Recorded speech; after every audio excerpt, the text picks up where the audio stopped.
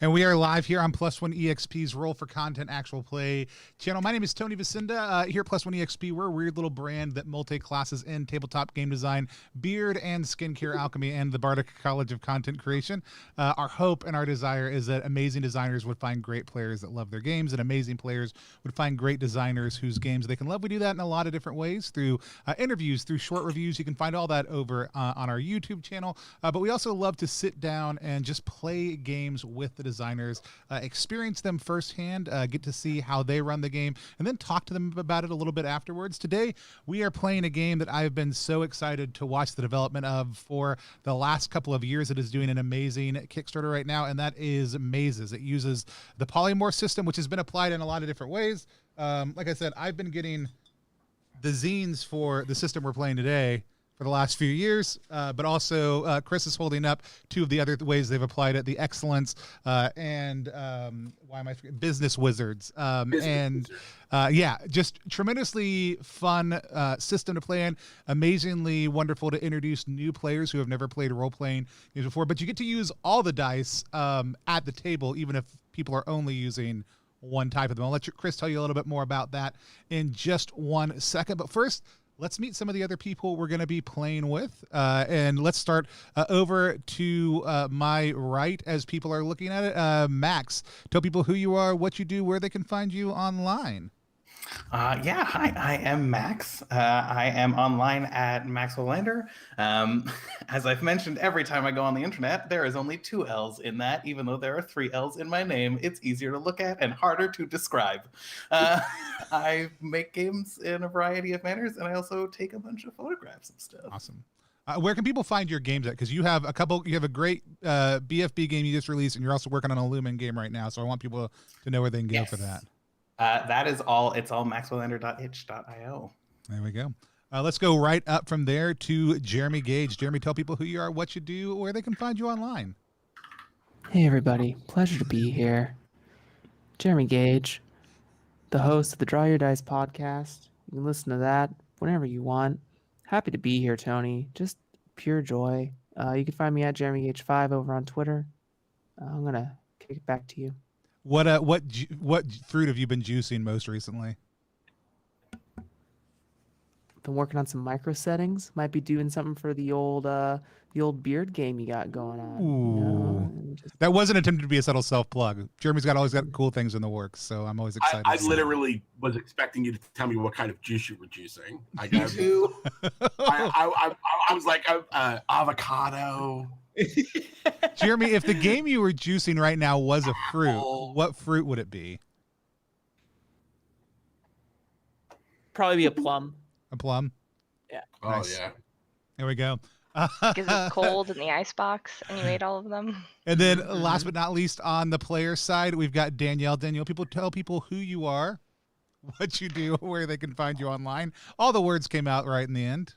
Yes. Well, I am Danielle, and you can find me on @BuiltAHouse on Twitter, where I just talk about normal stuff and games sometimes. And I love playing games, and if I play them enough, I'm sure I'll end up thinking in them and make one eventually someday. But right now, I'm just kind of an RPG enthusiast and excited to be here. Yeah, it's a sickness. I hope we all never get better. No, I'm super excited to have you with us. And then our MC for the night, the designer of Mazes, or one of the designers of Mazes, we've got Chris. Chris, tell people who you are, what you do, where they can find you online, but also tell us about Mazes. Yeah. Hi, everybody. I'm Chris O'Neill from Ninth Level Games, and you can find us at 9tlevel.com. or on all of the socials at Ninth Level Games. Myself personally, if you want to talk to me personally, you can tweet at me at All Hail King Torg.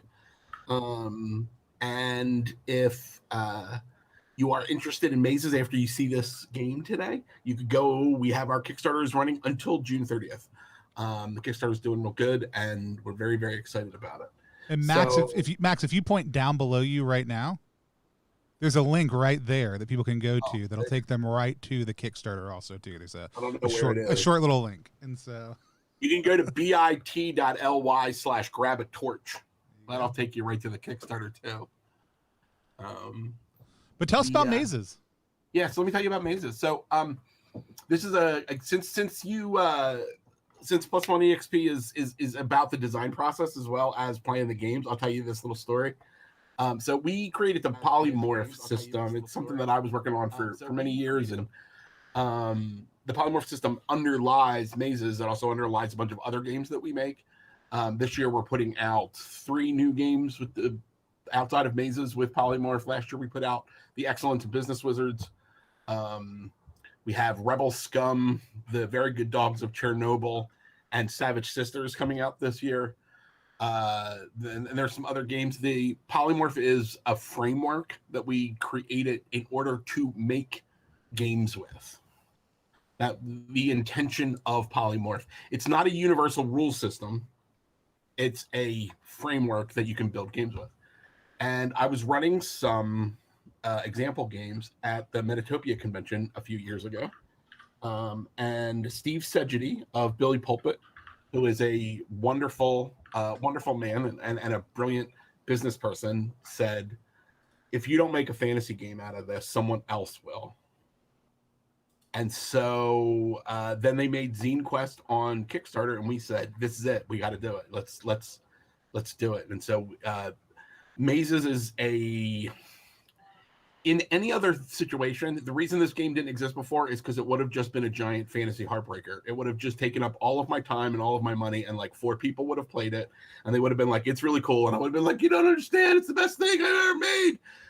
Maybe like, it's just another fantasy game.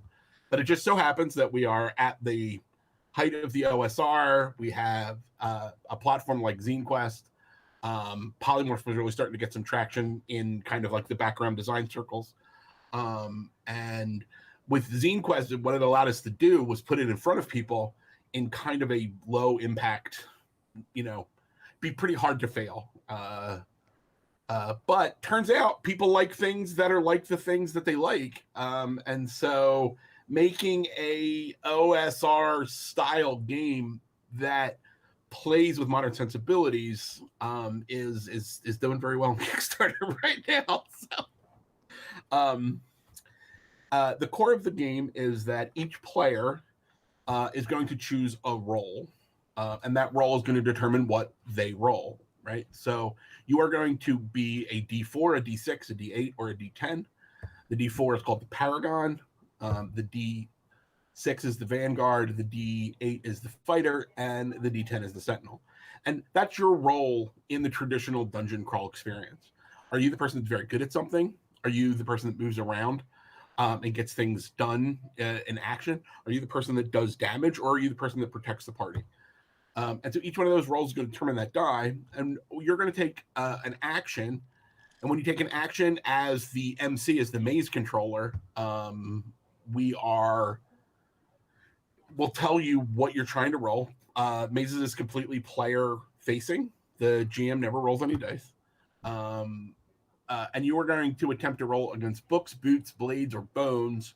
Those are the actions that you're trying to do. Each one of them has a number of a set of numbers that you're trying to hit exactly. So each die interacts differently with the same resolution matrix. And then each character has some edges, and those edges give you the ability to roll with advantage. And much in the way of an OSR type game, the idea is to make the players have some agency where they would say, well, that's interesting, but I'm, you would say, I run away from the dragon. And I'd say, okay, make a boots roll. And you'd say, but I'm fast. It's like, oh, well, roll with advantage. Right? Whereas another situation, it would be like, I'm going to run away from the judge down this slippery hallway. And it's like, okay, well, give me a boots roll. And you say, but I'm fast. I'm like, I don't think that's going to help you here. Right? Like, all of those are rulings, not rules, which is kind of this, we think is the real spirit of the OSR. That's really what we're focused on. Awesome.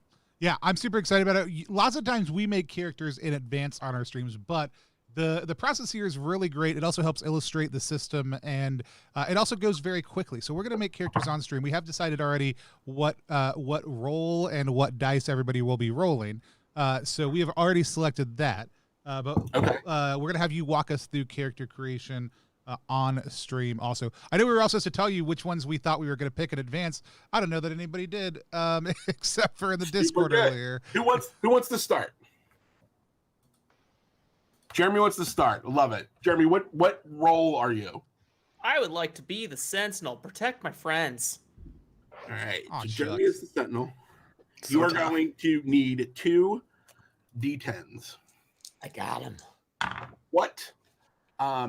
So the big question, and this is a question that everyone's going to have to answer, right? Which is, how do you solve your problems, right? And the answer to that question is going to determine what aspect you are. And an aspect is basically the color of your character. It's the overarching piece that says, oh, I solve my problem with my sword. I solve my problem with my Eldritch sorcery. I solve my problems with my excellent skills. I solve my problems with erudition and scholarship. I solve my problems with my my life in the forest, which has got a better. We have a lot of what's the right word? Alliteration in them. Yeah, all the aspects are S words. Yes, they're all S words. So Sylvan, you solve your problems with your connection to the nature and the natural world. We have seafarers. Solve your connection with the experience that you've learned from being on the boats. Your station, with your exalted station in life. From the shadows, you solve your problems from the shadows. So each one of these aspects, each one of these books has their own set of character classes. So, Jeremy, how do you solve your problems? I like to With a think that I sword? solve my problems with some sorcery. With sorcery, love it. And since you solve your problems with sorcery, the next question is,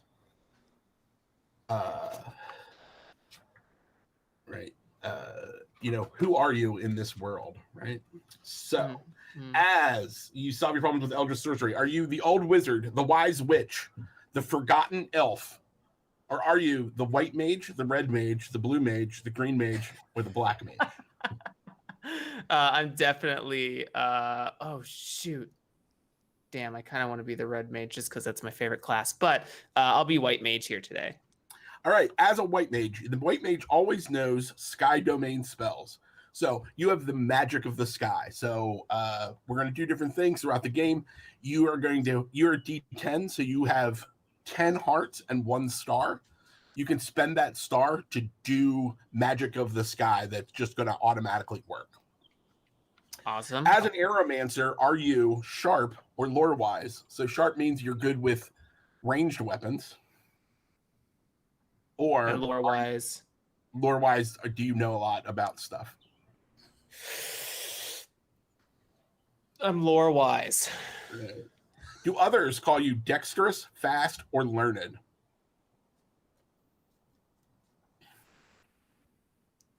Dexterous. Great.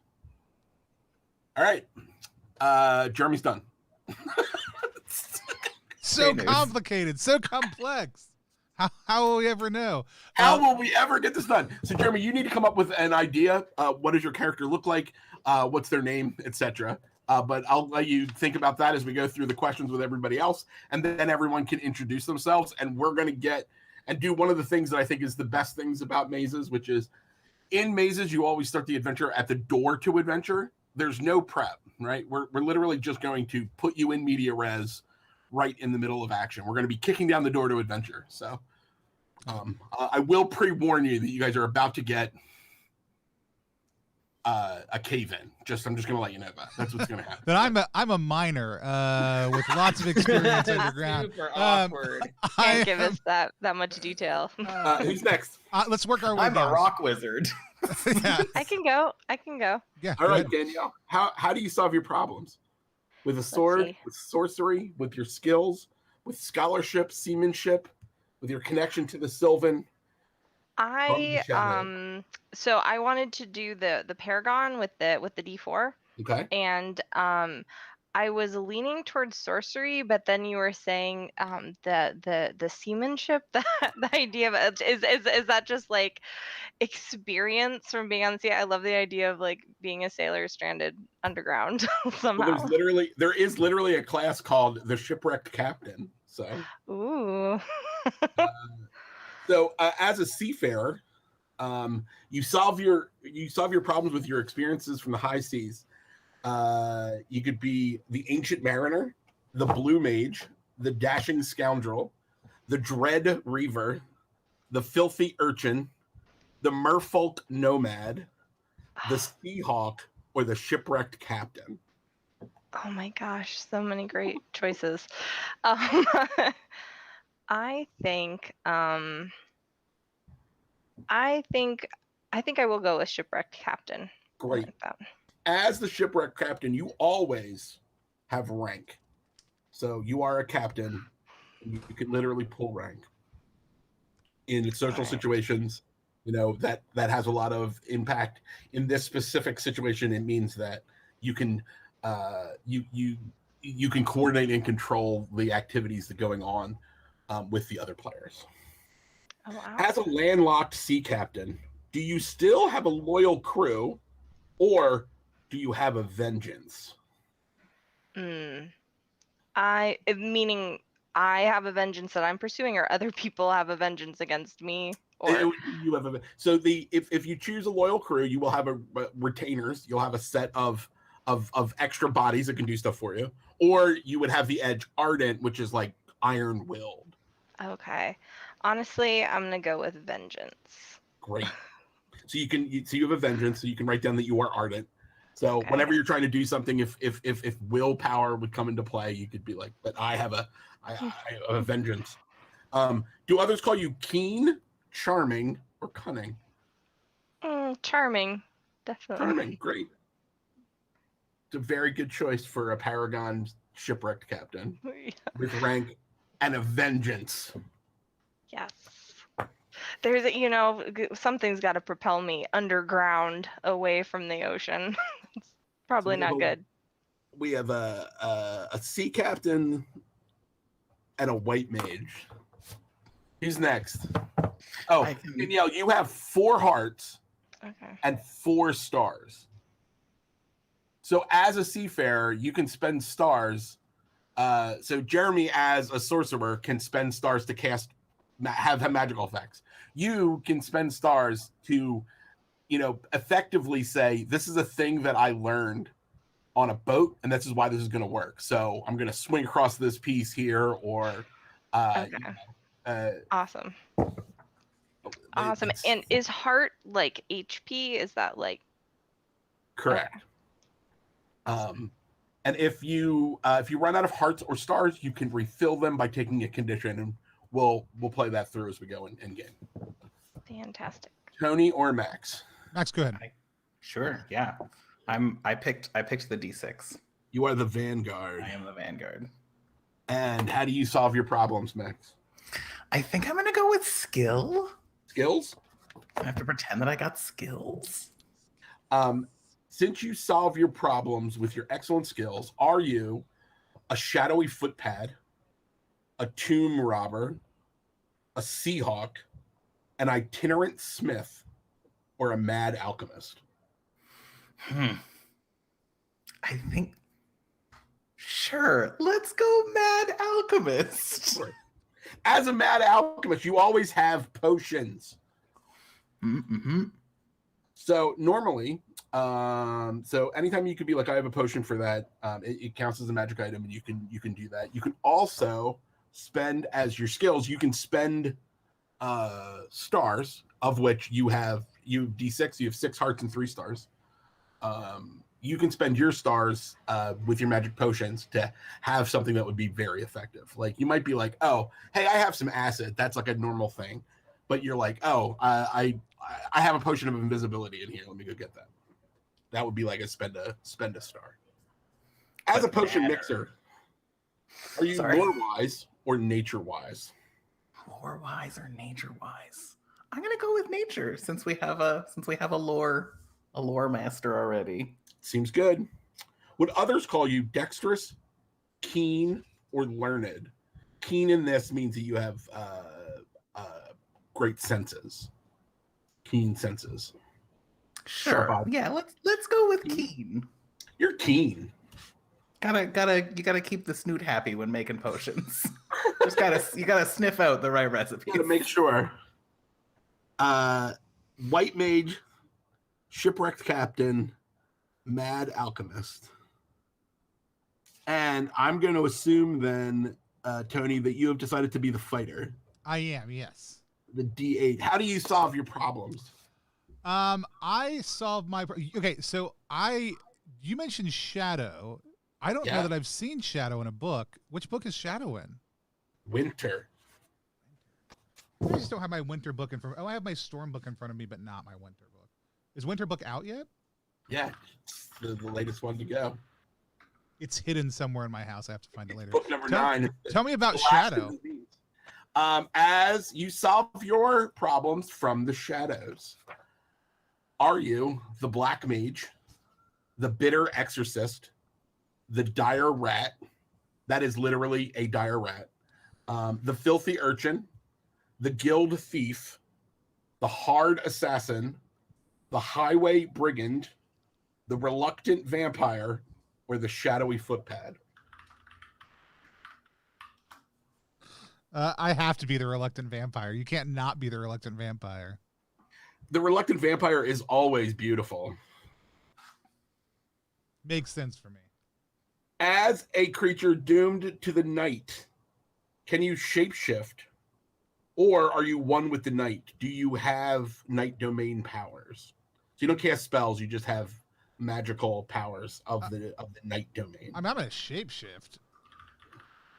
Whenever you shapeshift, just so you know, you can literally, by spending a star, you can shapeshift and you can become a different die. So you can turn into a night bat, which is D4s, a smoke panther, which is D6, a gaunt wolf, which is D8, or the blood abomination, a D10. Okay, say them one more time now that I'm ready to type them. The night bat. Okay. The smoke panther, the gaunt wolf, or a blood abomination. So if you're thinking of it in like Alucard, Castlevania terms, you're going from little bat to panther that's mostly made out of smoke, to large wolf that eats people, to giant Cthulhuid, thrashing horrible monstrosity. Saturday night stuff. Yeah. Do others say that you are fast, intimidating, or tough? Others think that I am fast. Seems good. All right. Now, you are the fighter, so you have eight hearts, and you have 2 stars. So there is a white mage, a shipwrecked sea captain with a vengeance, a burning vengeance, a mad alchemist, and a reluctant vampire. You have all been traveling together for a while. You have a group. The question before you all introduce yourselves is, you have been in a large underground complex where you have been searching. You've been doing a bunch of adventuring. Are you doing it to stop something evil, or are you doing it because you were making good money? I vote money.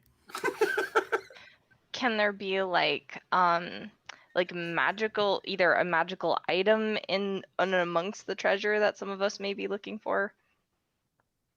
Yes. Could the evil be money? We're fighting against the evils of capitalism, deep underground. We are both. Some of us are reluctant vampire, and some of us reluctant capitalists. Some of us are reluctant both. I think For my character, it is fighting evil. It has to be. It's for the party. Well, I can understand that. That would be my primary motivation.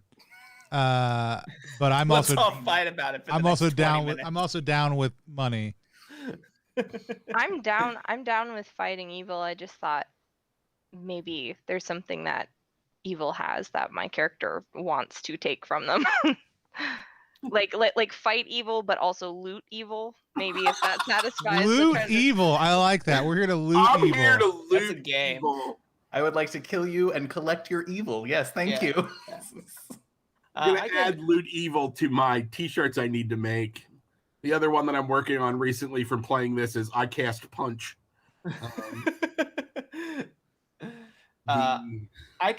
we could hunt money. I could go for some ancient family relics that I'm looking for.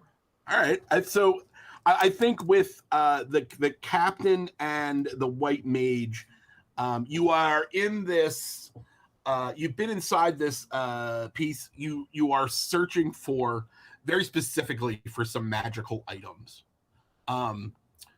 Tony, were you a vampire when this adventure started? Yeah, but I was like, it just happened. Like I am here largely because I think there's something down here. First of all, there's no sunlight down here, and I learned day Very one, quickly. day one vampire, sun not good, underground no sun. I think I'm pretty sure that there is something down here that can make me not a vampire anymore. All right. So with that, what I'm going to do, based on your answers, is I'm going to set the starting darkness at 3, and I'm going to give you 4 treasure. So let me explain darkness and treasure real quick. Darkness is my primary resource as the MC. And you all give me darkness by doing any of the following things. So you can enter the darkness. You can provoke violence. So if you start the fight, I get a darkness. If I start the fight, I don't get a darkness. You create a darkness by splitting the party. If you willfully ignore danger. If you let time pass. If you're just like, hey, we'll just wait until this trap resets, or we're just going to wait here. You can also give me a darkness and you can take a flashback. So you can take and create some narrative import that's important for your character by giving me a darkness resource. In addition to that, whenever you encounter there's lots of monsters that when you encounter a monster, it gives me a darkness. Whenever some of those things might be dark and give me an additional darkness, or a thing called a marquee, which is like a big bad that also would give me a darkness. And that's my primary piece. If you get to 7 darkness, to play with just slightly, there's like one extra layer that I'm gonna take away here. If you get to 7 darkness, things will be bleak, and then things will be worse for you, right? So right now we're just starting with 3. Treasure. All of your equipment, all of your belongings, all of your earthly goods are abstracted as this idea of treasure. You can spend a treasure to effectively create any equipment or piece that you would need. What does that mean? What's the limits of that is really based on the scope of the game. So we're going to play this with the level that it is. We're having fun, right? So you have a lot of leeway. Just realize that when you spend a treasure, if you're like, I create a bomb that kills everything in the dungeon, I'll be like, okay, then I can spend a darkness to have a black dragon appear and eat everybody's face. So what's good for the goose is good for the gander. It's the mutually assured destruction of treasure and darkness. Of treasure and darkness, correct. The big thing, yeah, Jeremy. I was going to ask, is treasure a shared pool resource, or individually we all have 4? So it is a shared pool resource, but your decision to spend it is totally up to you. You don't have to get the party to agree if you want to spend a treasure. I would like to start with 4 bombs. Yeah, I wasn't going to. When you spend a treasure, if you have less treasure than there are members of the party, you are considered skint. And when you spend a treasure, it only affects one player. Right now, you're flush, everything's good. When you spend it, it can affect everyone. If you have twice as much treasure as people, then you become encumbered. It's not going to be an effect here. So the number of people you have up to double is kind of the sweet spot as far as treasure goes. Correct. Yeah, like so. For you guys, what you don't want is less than 3, right? Right. Like so. But then again, you're going to acquire treasure as the game goes on, unless your MC is just awful. Like, I'm going to stick you in a cave and you're going to starve. We use all 4 of our treasure to get to eat food and survive for one more day. Right. So we talked about darkness. We talked about treasure. Everyone has a character. That's kind of the core of it. Here's something that's really important. You have a number of hearts and a number of stars. When you run out of hearts or stars, or hearts and stars, in order to get them back, you take a condition. So the first condition you can take, and you get to choose the condition that you take. You can become stressed, which gives you disadvantages when you're rolling against books. You can become tired, which gives you disadvantage when you're rolling against boots. You can become hurt, which gives you disadvantage when you're rolling against blades and bones. If you've already taken one of those conditions, you can take another one of those conditions. If you were to take the same condition, you have to take a different condition. So if you were tired and you got tired again, like you got hit by a sleepy monster that says you become tired and you were already tired, then you would have to choose one of those other ones. When you do that, you get to refill your hearts and your stars. If you are tired, stressed, and hurt, and you take another condition, you go down, and there's a chance that you die.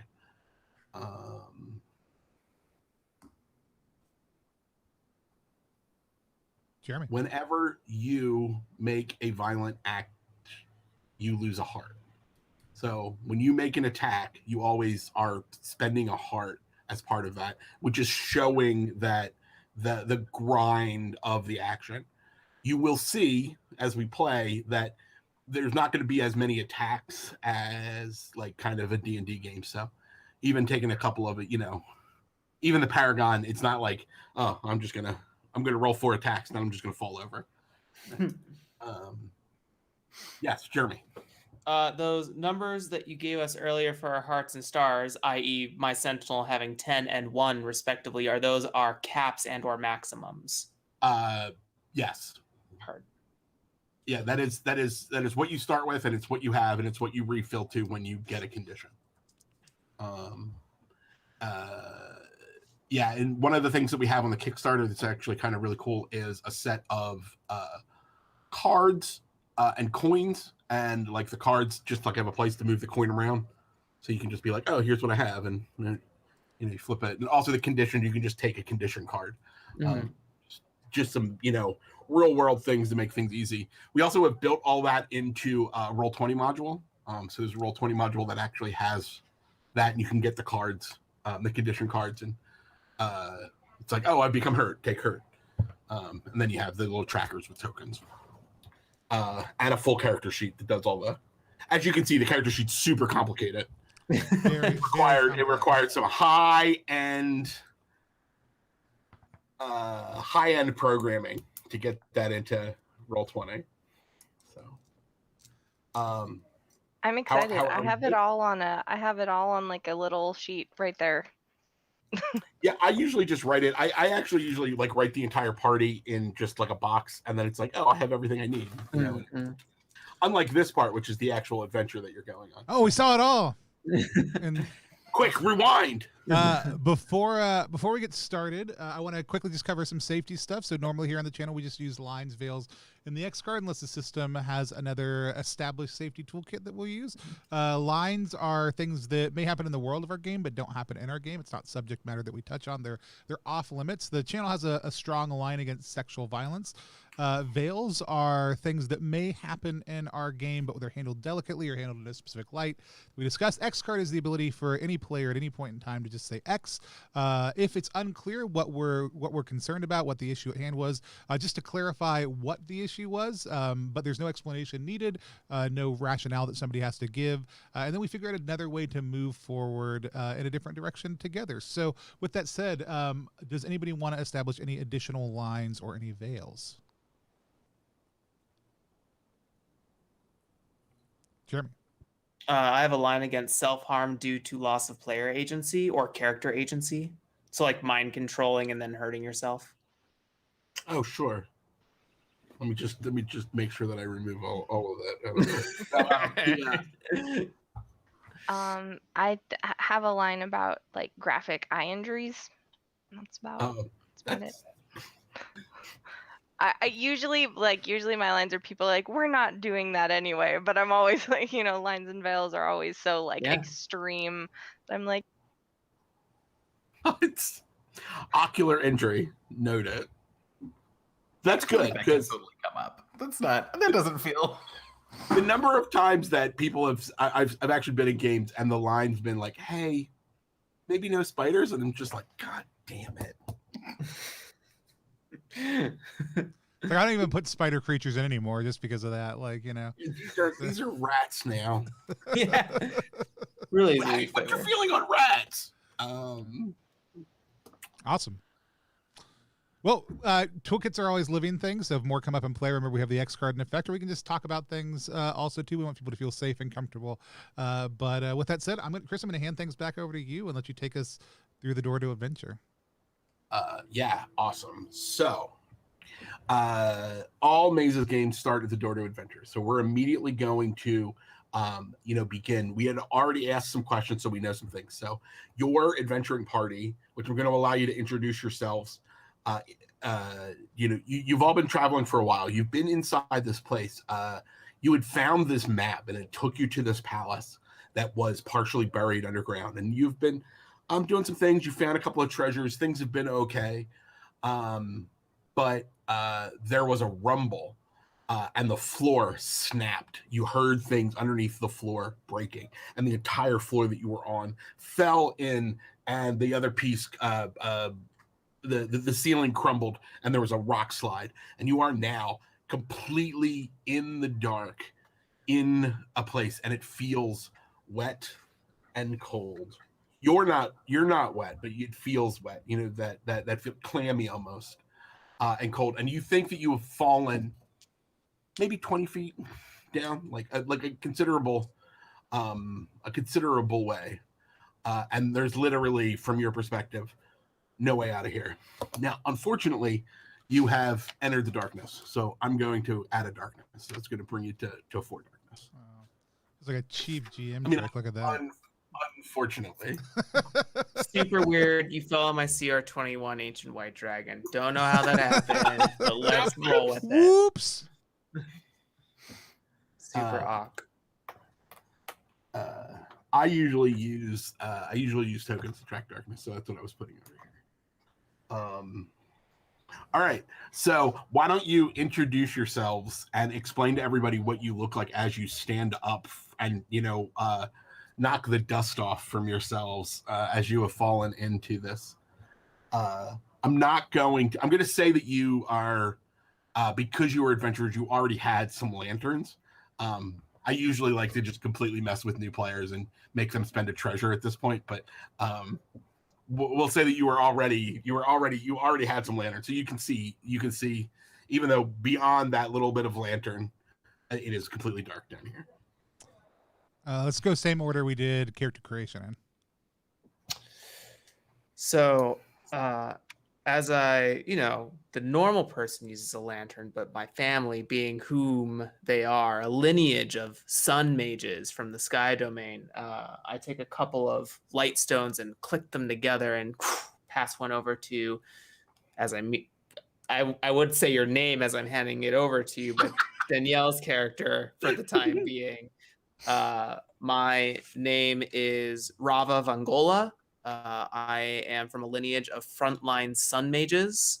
My particular family are known for their protective shield magics.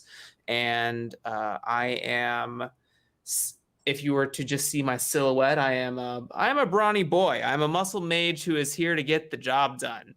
Muscle mage. I have tattoos with sun iconography, golden ornaments, and a pale raiment garb. Perfect. Is it Rava or Rava? Rava. Rava Vangola. Yeah. But you can just call me Rava. Or Rav if we're friendly.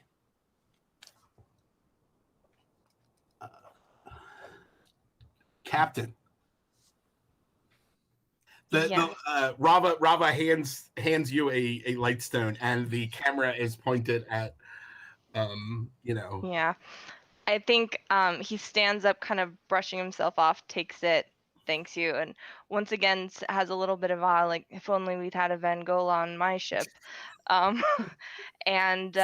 this is in the glow of the light stone, you can kind of see like dark hair pulled back into a ponytail, big like curls. There's some like ruffles. There's definitely a sash happening. But under like a long dusty cloak, or kind of a cloak, like he's trying to be, practical, but there's a noble bearing, and this is Ronald Hargreaves Esquire, who was the captain of the I'm gonna come back to the ship name. What was the captain of a ship that was tragically downed as they got close to a gentleman's privateer. They were coming close to a treasure. It was tragically downed. And is Ronald old? Ronald is a gentleman, doesn't say, but he's got a little bit of silver going on. He's like not ready to call himself old, but he's like early. I know that guy. Yeah. He's definitely he is in the prime of his everything, clearly. Clearly. And so he is here. Got in the glimpse before the wreck. I think he thinks he saw like a creature that is said to be in these walls, and he's looking for the pearl of the earth that will grant him the same powers that downed his ship.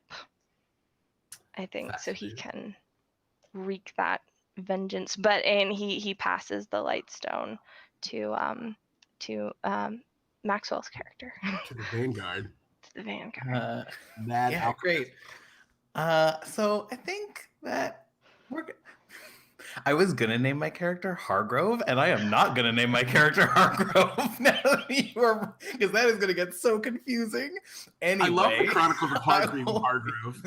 Hargrove and Hargreaves. It's just a shitty beer company. But,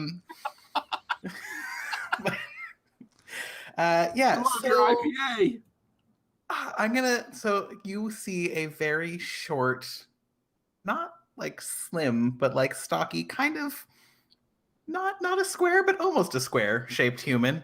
But they don't look fully correctly placed. There's like some parts that seem like they're a little bit off, and parts that seem like they're a little bit not human, like they might have grown from like an unfortunate experiment at some point.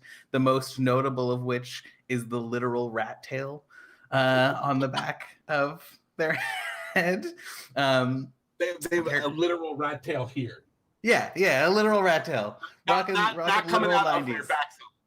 Yeah. These are, for anybody who has spent any time, these are results of potions that have like splashed, that just like chaos magic has hit them in some way, shape, or form, and a strange thing has happened in parts of their body. Their name is Wealth. Wealth. Yeah. And they are, I guess, a little bit interested in fighting evil, but also maybe getting rich in the process. Loot the evil. Got it. Loot the evil. And passing it over to the fighter. As you pass the sunstone over to the fighter, he recoils slightly from the light as it gets closer. You know, some vampires are grace and darkness and, you know, and the night. And then there's Subduke Calnacius, but you can just call me Cal. You know, I kind of recoil back from the light. No, I'm fine, thank you. Calnacius is dressed in what maybe at one point in time were the fine clothes of a minor lord, but they have become ragged and tattered down here, and has a large black cloak thrown over the top of it. It's not in good shape, and hair that kind of droops down into their eyes. Yeah, that's Calnacius. All right. The four of you are looking at each other and have figured that you're all fine, and that you're going to have to explore deep here in this maze in order to find a way out. You can, from where you're at, you believe that you're in some kind of like large cavern. It might be more of a crevasse, like something that has opened up underneath the ruins of this palace that you were in. Outside of where your light is, you can hear running water. It is moving pretty quickly. And let's just start it off. Calnacius, can you give me a books roll? So what you want to do here is you want to roll a 2 or a 3. For everyone, anytime you're doing a roll, if you roll a 1, which we call a key, the effects could be different, and we'll come to that. And anytime you roll a crown, which is the highest number on your die. So for the Paragon, it's the 4. For the Sentinel, it's the 10, etc. So I did roll a 2. You did roll a 2. Yeah, that's great. You catch an odor on the wind that you recognize very intimately, because it is similar to the odor that you have when you become a wolf. I mean, I know that I don't have any sort of odor problems, but I do want to let y'all know that I think I smell a lupine, kind of wolfy, earthy musk nearby. Thanks, Duke. Cal is just fine.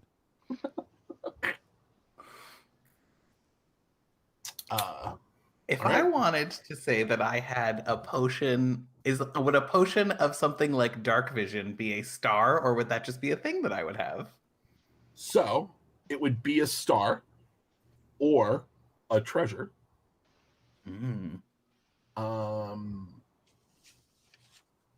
So yeah, when you're like,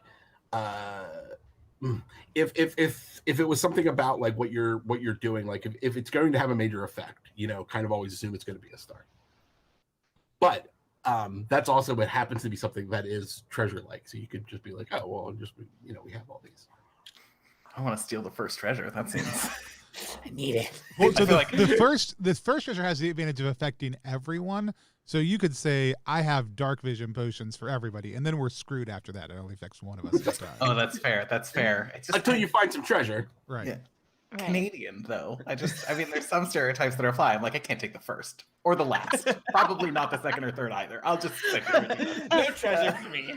I think if you don't want to do it, I think Ronald would be like, Cal, I understand this situation isn't regarding you, but perhaps you know of what would be an effective repellent? Is there something we can douse ourselves in or sprinkle about? I mean, like, there's always like wolfsbane or liquid silver, or some people just use garlic, but that's effective against other creatures, not usually werewolves. That would be in poor taste. Yeah. You don't get werewolf. You get wolf, gaunt wolf, like large, strong, the kind of wolf that you turn into. But yeah, I mean, usually a creature of the night. You wanna just not get eaten by them. So anything that doesn't make you tastier or smell better. Again, another reason garlic is not the best choice. And so yeah. Fantastic. Yeah. I'm trying to think. Yeah, I think Ronald is probably covering himself in dirt until we think of something else. It's a good call. Good idea. Yeah. So I'll go ahead and I'm going to spend the first star of the session. I'm going to shapeshift into a night bat, because why not? Yeah, great. And that feels very see in the dark helpful. Yes. So, you as a night bat, you get a real good feel for this chamber immediately. You can fly actually up pretty high. The ceilings are probably I just fly back up and leave these guys to die. Like, and then you're just and end of story. Great game of mazes, everybody. Thanks for playing. No, I fly up and kind of get the lay of the land. You get up. This is a very large cavern. There is a swift moving river running down the middle of it, and it runs into a hole, like a cave in the wall. There is a natural it almost looks like a bridge, but it's like stalagmites that have dripped down, that have created like a bridge over this that leads off into what appears to be a passage of regular dimensions, something made by people. So I'll take all that in, and I'll come back over and say, squeak, squeak, squeak, squeak, squeak, squeak, squeak, squeak, squeak, squeak, squeak, squeak, squeak, squeak. Cal, once again, just after you change, after doing it. Wealth, you are nature-wise, right? Yeah. Why don't you give me a books roll? Sure, great. With advantage. Great, because the first one, not a 6, a 2. A 2. You've experienced this now a couple of times. You can actually hear it. It's not so much that he's speaking in bad, it's that it's just speaking so very high. You have to listen very closely to it. I mean, I'm also keen, so maybe it's just one of those like dog ears. Like there's a so there's a bunch of stalagmites over there that have drifted down into a bridge, and there's a river. We should be able to get over it. It looks like there's a pathway up ahead. I try and translate that as fast as he's speaking.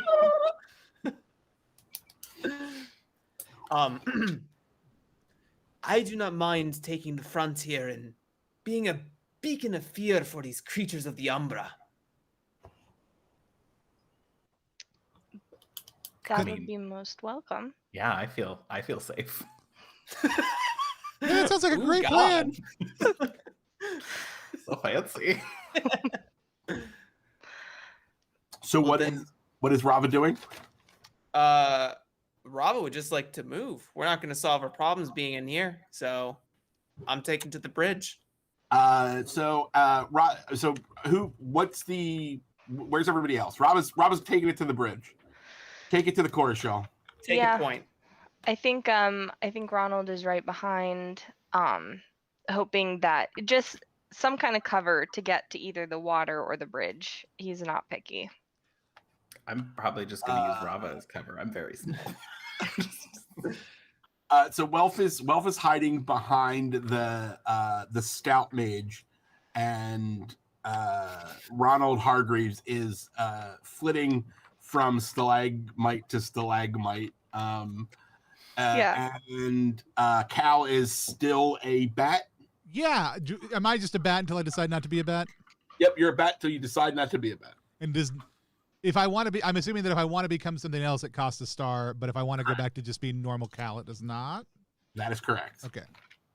Yeah, you can stop being a bat whenever you would like, but while you are a bat, all of your rolls are a D4. That's great. I'm gonna perch on Welf's rat tail. So okay. I knew it was coming. Because we understand each other. That's right. We I like how you see Cal, this. in the You're back. like, oh, right here. Yes, and your rat tail. It's a bat tail now. It's a bat tail. So, which is just like a regular rat tail, except its parents are dead and now it fights crime. That's true. Sorry. Quite the origin story.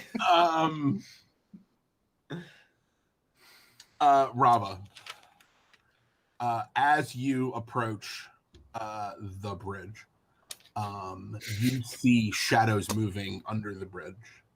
So there's this like very dark water, like the water's so dark that it almost looks black.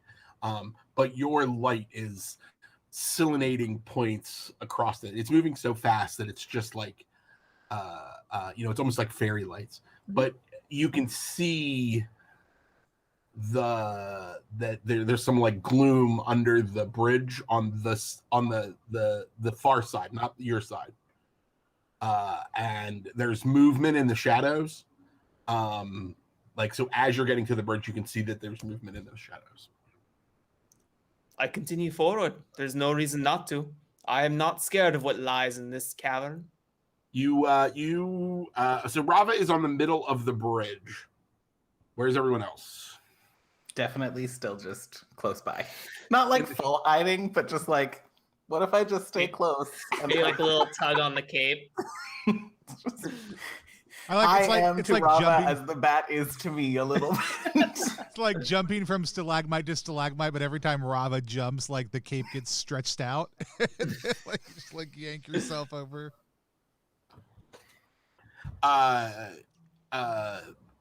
you Rava gets closer to the edge, three gaunt wolves come from underneath and are facing in front of you.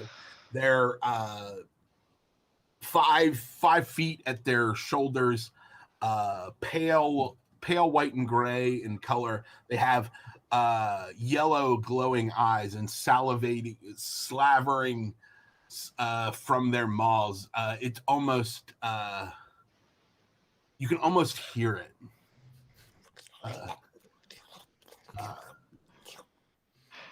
Great.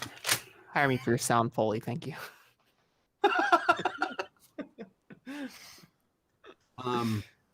So I'm gonna gain a darkness.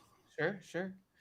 May I ask then, in response, Yes. a two-parter, depending on how the first part goes, would I be able to use, are players allowed to make calls for rolls? Like if I wanted to attempt to roll something, can I call for that, or is it strictly a GM or MC's Yeah, domain? you can totally call for it. You can say, I want to do a thing. There's a thing. All you have to do is say, So in mazes, specifically, this isn't always true in every polymorph game, but in mazes, there are 3 kinds of rolls. So the first roll is an action. Right? You say, I want to do a thing. And you could say, hey, I think that could I roll boots to do this if you're trying to influence the MC's, this is what you want to do, right? The second thing is a save, which we're going to see when we get into combat here, because that's what we're about to do. A save is, I'm going to tell you that you need to save. the difference between an action and a save is the action is your prerogative. Mm-hmm. So when we are in this, everyone gets a moment, and that is spent by your action. But then you could have multiple saves, and it's not there isn't anything because it's just reacting to what I'm saying as the champ. The last thing is an effect roll. So that would be like when you do damage or how big of an effect or something that is. The interesting thing, all of these rolls, you do the same thing. You roll your die, right? When you are rolling effect, the only difference is we're not looking at the numbers on the piece. We are just trying to roll it. If you roll a crown, if you roll the highest number on your die, it explodes. So you get to roll another. The D10 doesn't explode a lot, and the D4 explodes more often. Oh, well, I'm pretty hot, so we'll see what that looks like. But I was rolling pretty good earlier. Right. Oh, thank you. I meant hot on the dice. I know, but your description, it's working. It's So based on that, muscle mage over here.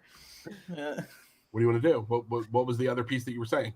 Yeah, so two-parter. One, I would like to attempt a books roll to see what I know about Gaunt Wolves. I know that it is not a high likelihood of me succeeding with my particular die. But you are lore-wise, correct? Yes, that's correct. So I would get advantage. Is that helpful?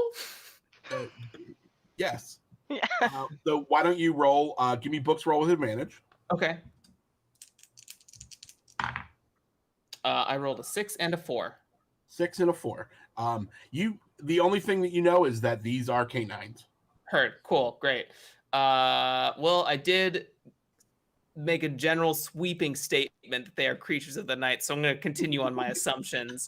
And I would like to spend a star, my only star, for this set. Before you do that. Oh, yes. Before you do that, understand that everything that you want to do, the assumption is you have all of your equipment, and all of that is just flavor. Right? Mm-hmm. So you can just make an attack, and that's just blades. Mm-hmm. So you're just going to make a blades roll, and you're going to roll for damage. You're a D10. That would be the D10 if it's successful. You don't need to do anything special to do that. Now, if you were about to say, I am going to spend a star to fill this room with sunlight or create a thing, that's a different thing. That would be a spell. But I'm just saying that you do have the option to just be like, I'm going to shoot a light beam at this guy with my wand or swing my sword at them. Rava doesn't know what subtlety is or restraint. So I am going to spend my only star. My attempt here is to cast some sort of sky domain-ish magic in Reflect of the Sun, and I'd like to do sort of like a pushing light wave to get all these wolves knocked into the river. Just my attempt is like, I don't want anyone else to have to spend resources, so I'm thinking like the great frontline sun mage that I am. Yeah, great. So you try to create like a shield of like an expanding wall of light that's going to push out through. Yes. Great. Hard light. So whenever you spend a resource, you don't have to roll. Mm-hmm. Cool. That is going to happen. But I would like for you to roll to see how big the effect is. Absolutely. Just a single dice, is that correct? Just roll a die. Unless, though I have an edge in Sky Domain Magic, would that then mean I have advantage in that roll or no? No. Okay, cool. But I like where your head's at. That is you were thinking through the right way. That's going to be a 3 on my single die. All right. So you do you have a staff or anything, or do you wand? Like, what's your focus? It is a sword and shield. Sword and shield. So you slam your sword into your shield, and the light grows, and it very Dungeons and Dragons cartoon like, and it pulls out, and the wolves literally like cower. Mm-hmm. And roll out of the way. Mm-hmm. So if you want it, you could basically just like run right through them. They are being held at bay for this. Everyone want to run? sounds wonderful. Sure.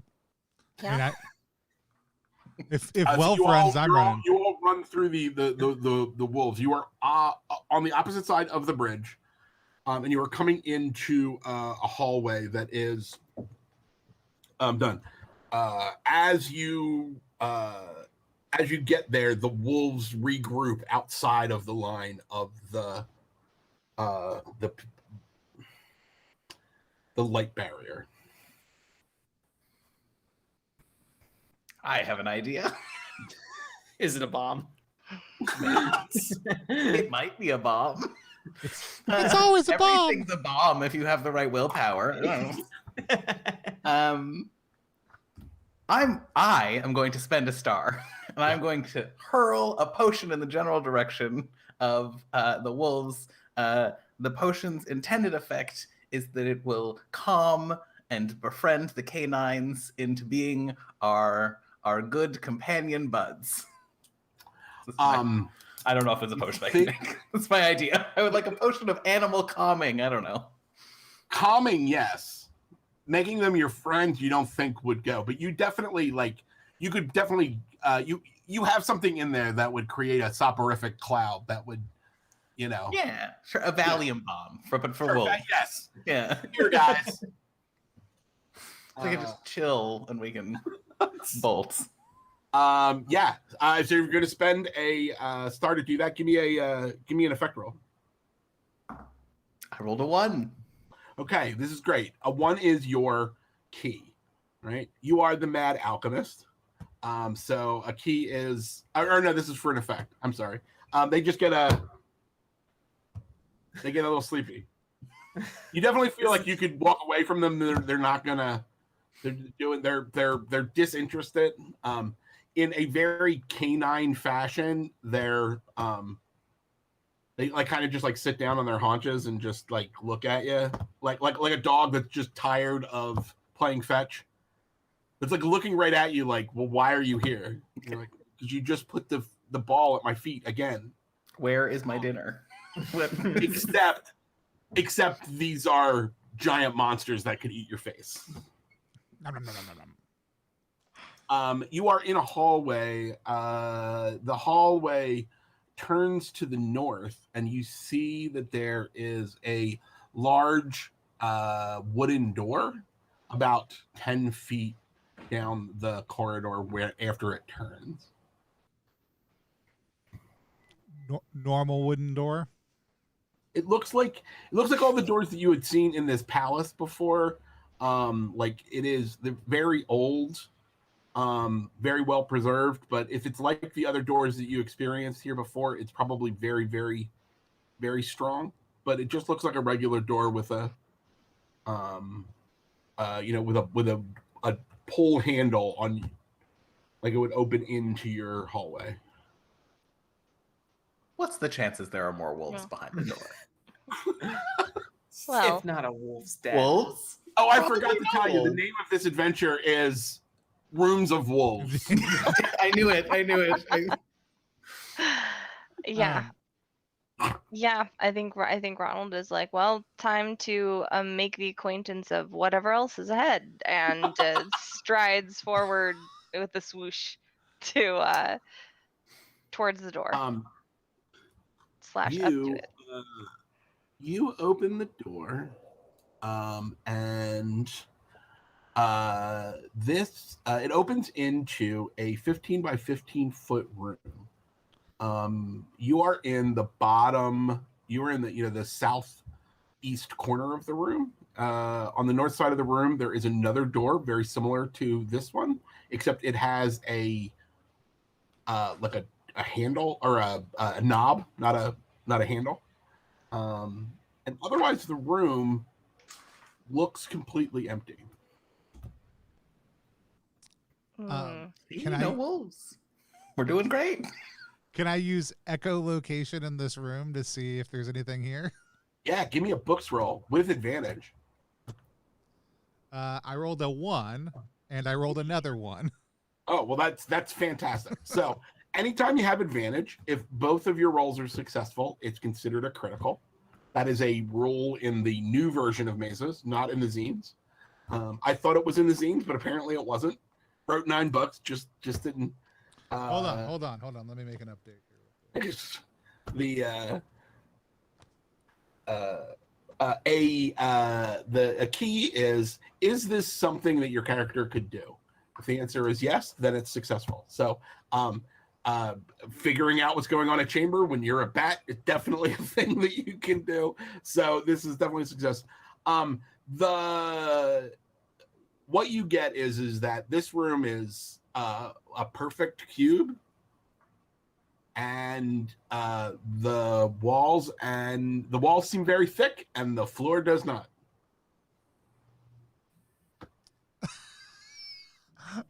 So I guess it's a good thing I am light. Hey everybody, you probably should be careful when you walk through because the floors are very stable. Rava, you may want to wait till we get the other door open and just kind of truck it through real quick. Yeah. No, not that way. Ronald's already throwing his hand out like, wait a minute, and is like, there's an old trick to see, you know, which way the sea is listing, and I think he wants to roll like a marble across the floor and see how it like where it goes, or if it runs into anything, or if it immediately drops through. I love it. You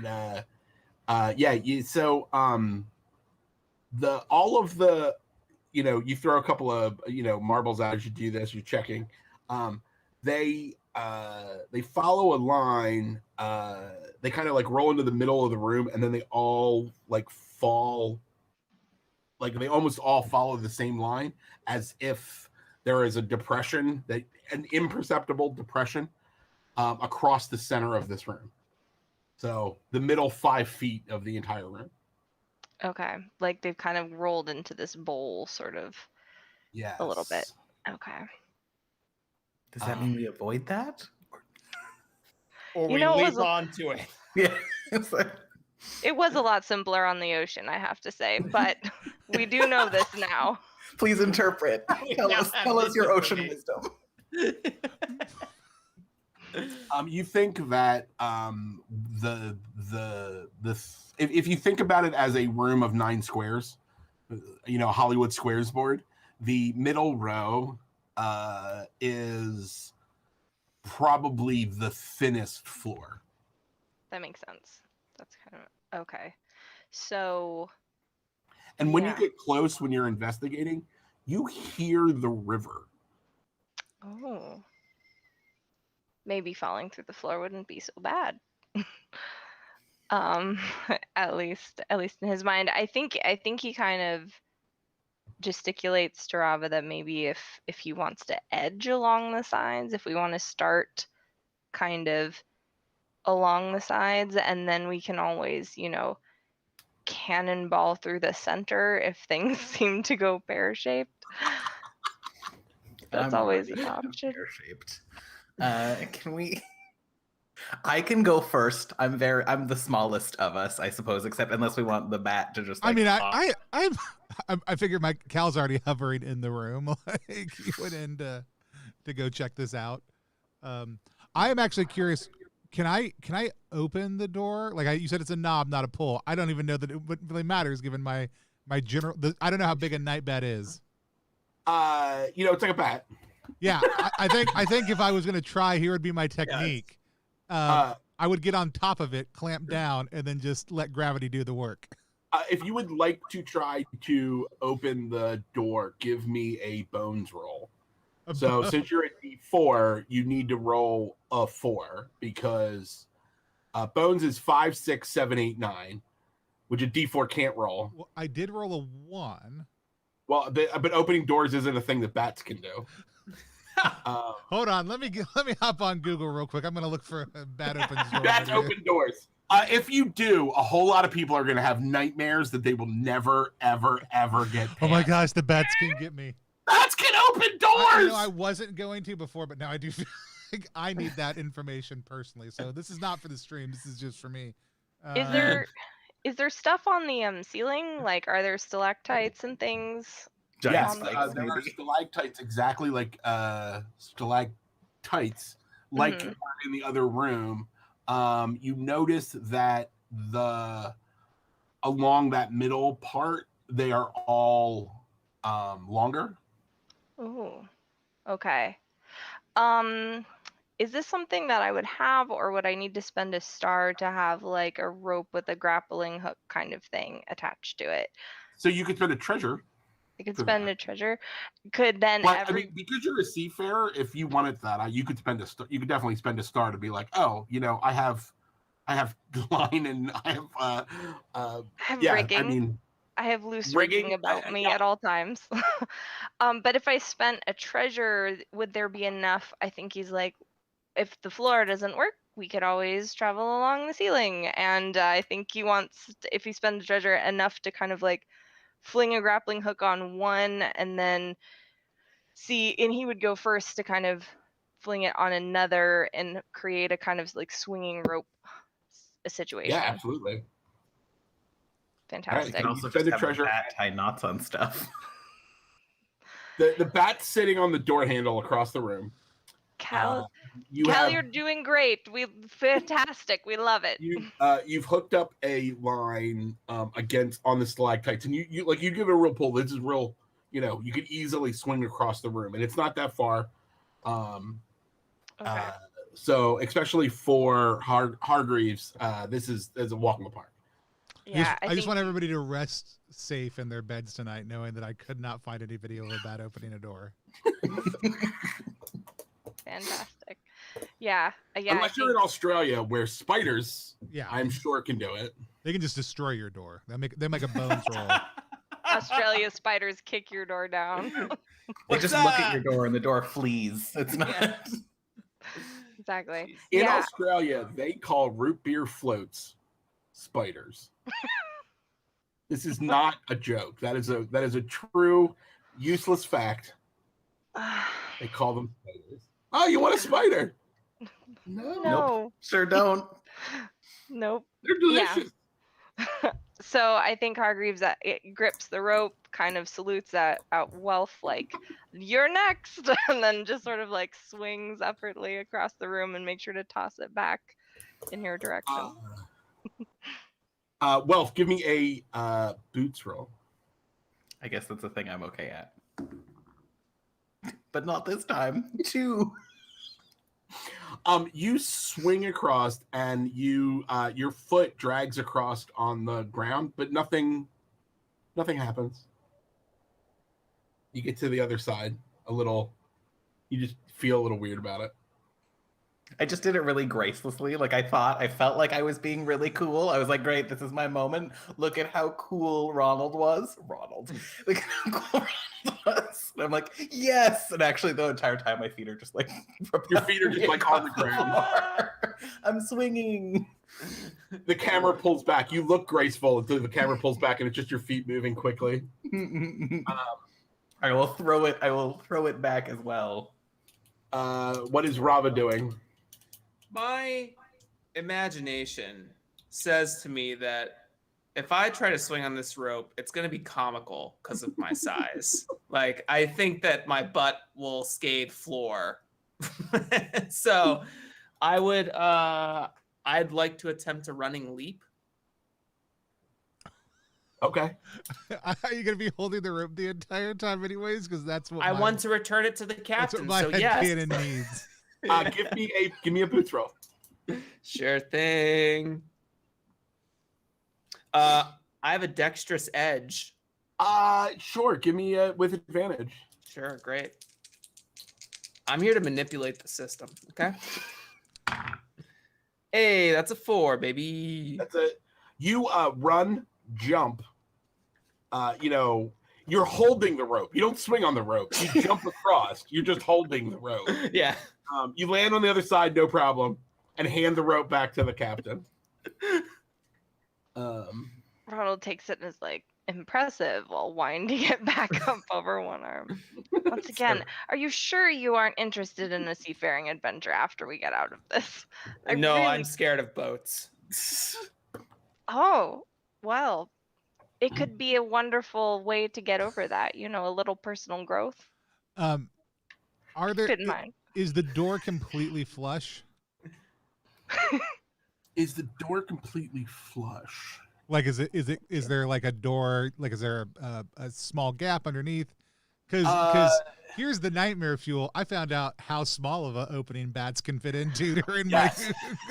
No, that is definitely true. Bats, when you think about them, they are a mouse with tinfoil, with a tinfoil hand glider. Sky mice. If you don't want to be afraid of them, the worst they're probably going to do is poop on you, though. Like, that's not. That's true. I mean, sky puppies are so cute. If you ever get a chance to actually be really close to a bat, I love bats. They're quite amazing. Yeah. We revere them because of the sky. But yeah, that's so like the question is the door flush? Yeah, you don't think you could squeeze Okay. under it. Also, it looks like doesn't look like this is opened in a very long time. Is there a lock in mechanism? There is not a panel. There is just a knob, and it looks like the door opens into the hallway. I'll move Like out of. both- I'll move out Both the knob. doors opened away from the room. Can we peel Cal off the knob gently? I moved out the knob already. I flew up. I was looking for the flush opening. From Cal's, there is a lock. It's called a knob. It's not from Cal's perspective. Is there a lock? No. Yeah, this thing must be locked down tight. I couldn't open it. I'm sorry. I think Rava kind of fully chest turns over to Wealth. Would you happen to have any acid or something in case it is locked to sort of get rid of the knobbing? Pulls open a coat. It's just Ooh, I'm gonna want that. only later, the whatever finest it is. acids. Yeah. Is that hypnotic vodka? What's going on there? You're like magic potions. Yeah, wrong side. None of us have tried. Can we just try the door? I was waiting for that. Other than the bat, no one has tried to open the door yet. I was like, we're all on the other Ooh, side. While you're admiring her wares, I think Ronald reaches out and just tries to turn the knob. Maybe. So the knob turns, and you start to push the door open. Oh boy. And as you do, you feel a release. Like the door just moves, and the entire center part of the room just falls open like this. Like it and there you can hear the water. There's this rushing, and there's all these stalactites underneath, and you are all safely on the opposite side of the room. But it seems like if you had been standing in there, it would have been a very bad place to be. Good. While thing you're opening the door, I'm recounting all of the different properties of all of the different acids. Just sitting there for 5 minutes, and you're standing there being like, the door it's open. We can go. It's not. Tell me about that one. I'd like to hear about it. I'm gonna echo. I'm gonna go into the hallway and echo locate again. Yeah, you float into the hallway. You hear there's a long hallway going to the north, and then a short hallway turns to the right. To the I should have east. been mapping this whole dang time. As you were going long down the long hallway, eventually your echoes just seem to die. Like they go out, and you can hear some of them. The closer ones are coming back, but the further ones are falling away. Wait, so there's a long hallway and then there's one that branches off from it? There's a hallway. There a long hallway to the north, and then a hallway that goes to the east. Awesome. And it's so long that we can't see. I can't Fully hear to the. the I end. can't hear the end of it. Well, there's a short hallway right here. that one goes on for a while.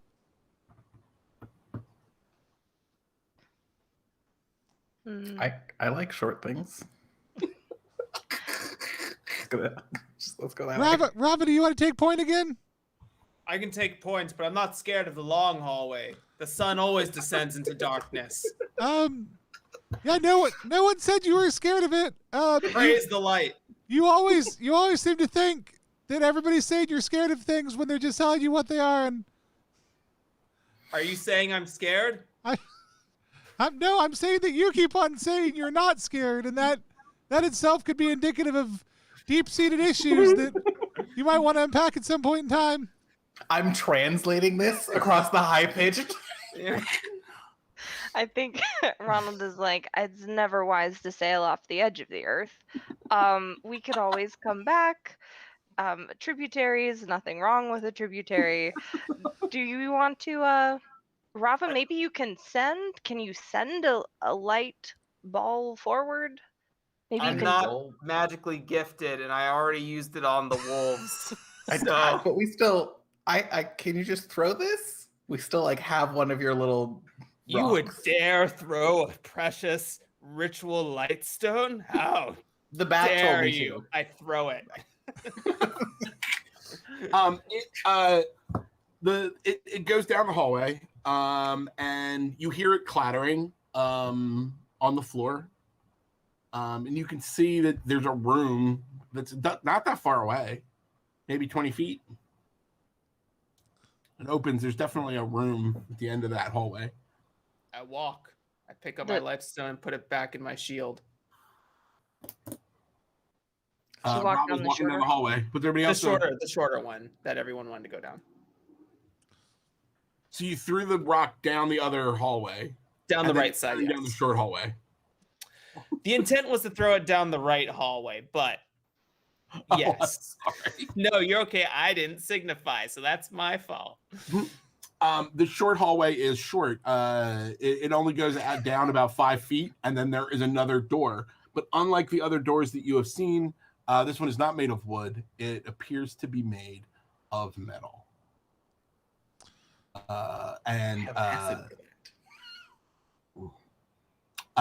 You know what? Give me a books roll. You are nature wise in alchemy. Just give me a books roll, straight up. I rolled a 5.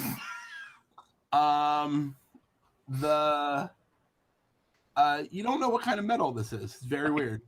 I continue. It's not like a regular metal. It's not iron or copper or bronze or brass. It's something. It's something strange. It's got a weird patina on it, and it has a large. It doesn't have a knob, but it does have what appears to be like a keyhole. Rava. I have a question about the advantage edge mechanic. Just to clarify, is this the same advantage that we might be used to in D&D where we take the higher number, or is it just that we have 2 numbers to pick from? You have 2 numbers to pick from. Heard. Cool. Yeah, you pick the correct. You pick the correct. You pick the better result. Okay. Cool. Usually, it's going to be pretty straightforward. More important is in disadvantage. It's if either of them would be unsuccessful, you have to be successful on both of them when you're rolling with disadvantage. Whereas when you're rolling with advantage, you only have to be successful on one of them. Got it. Track. And then you create an opportunity to have a critical success. Yes.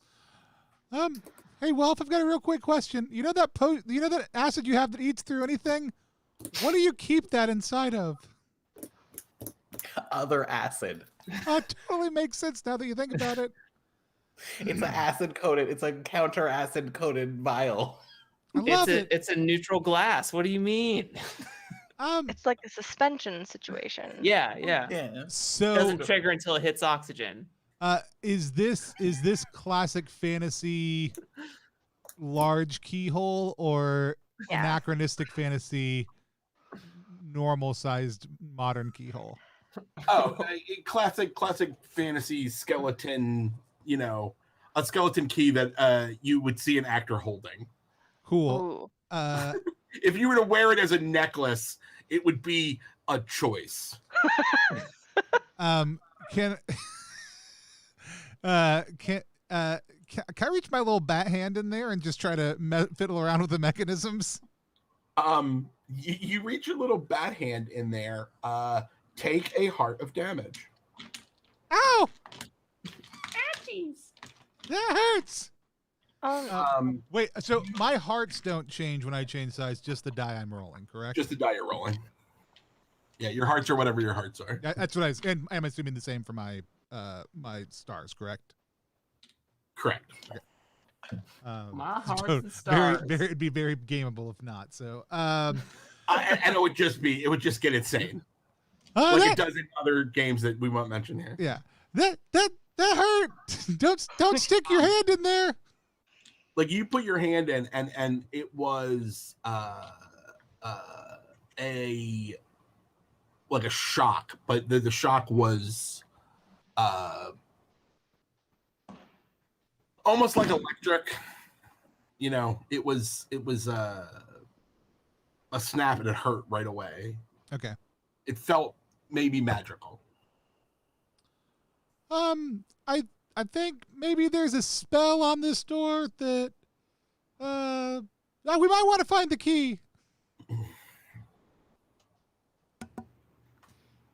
Could I spend a treasure? Friends? You don't have to ask them. yeah. Well, I'm a team player. I played the Sentinel for this purpose. You Yes. can ask them. I just like to always remind people that I'm just gonna spend a treasure to hand everybody a pina colada real quick. Maybe it's down to 3, but we all can have a nice little sip on a pina colada while we're waiting. But now we only have 3 treasures. I'm behind that. So we have 3 treasure right now. Yeah, I've screwed us all and given us no significant game mechanic just so people will feel comfortable using treasures. I would like Enjoy your to, pina colada. I would like to grab the other light stone I passed out to everyone and put it also back in my shield. So there are 2 light stones in my shield. This causing a sort of dispel magic effect inside of my shield when I knock against something.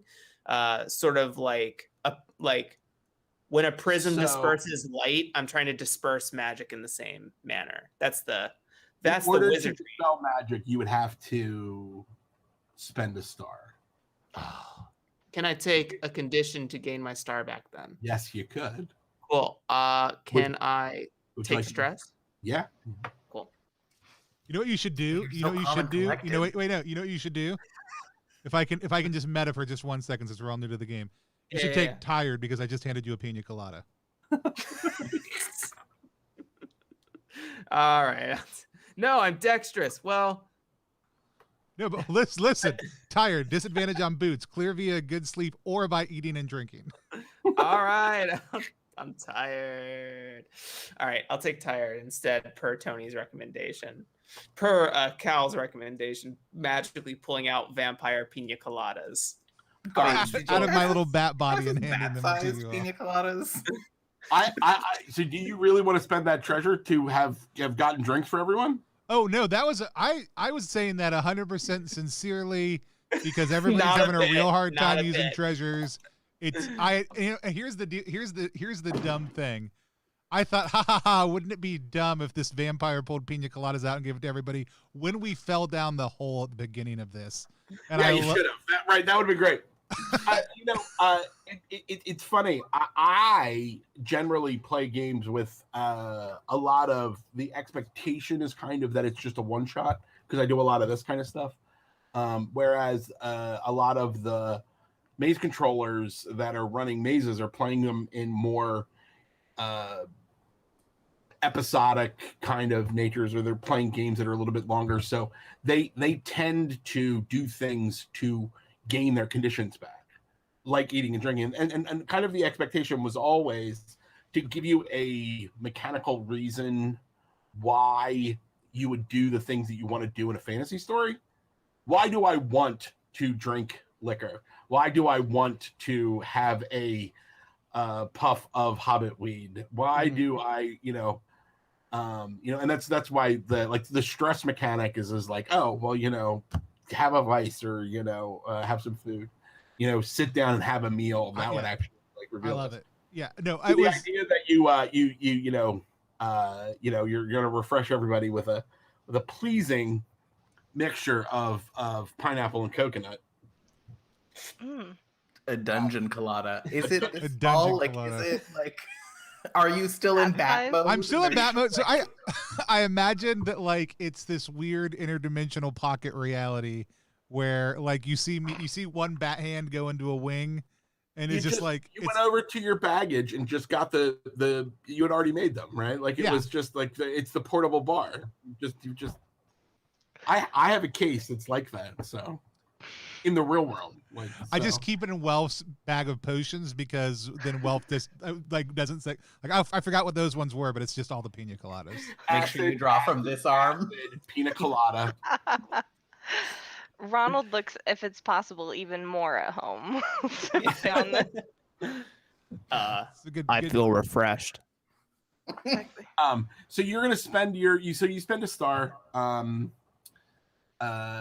You get tired, then you feel better. You take that condition away. Cool. And you cast a dispelling magic on this, and it definitely fights against you. You hear you hear something break, and you're pretty sure that you were able to stop it from causing damage. Mm-hmm. But there is definitely some kind of enchantment on the door that is beyond you. So this is a secondary effect or the initial effect I attempted to get rid of with the magic? Yes. Yes. Good.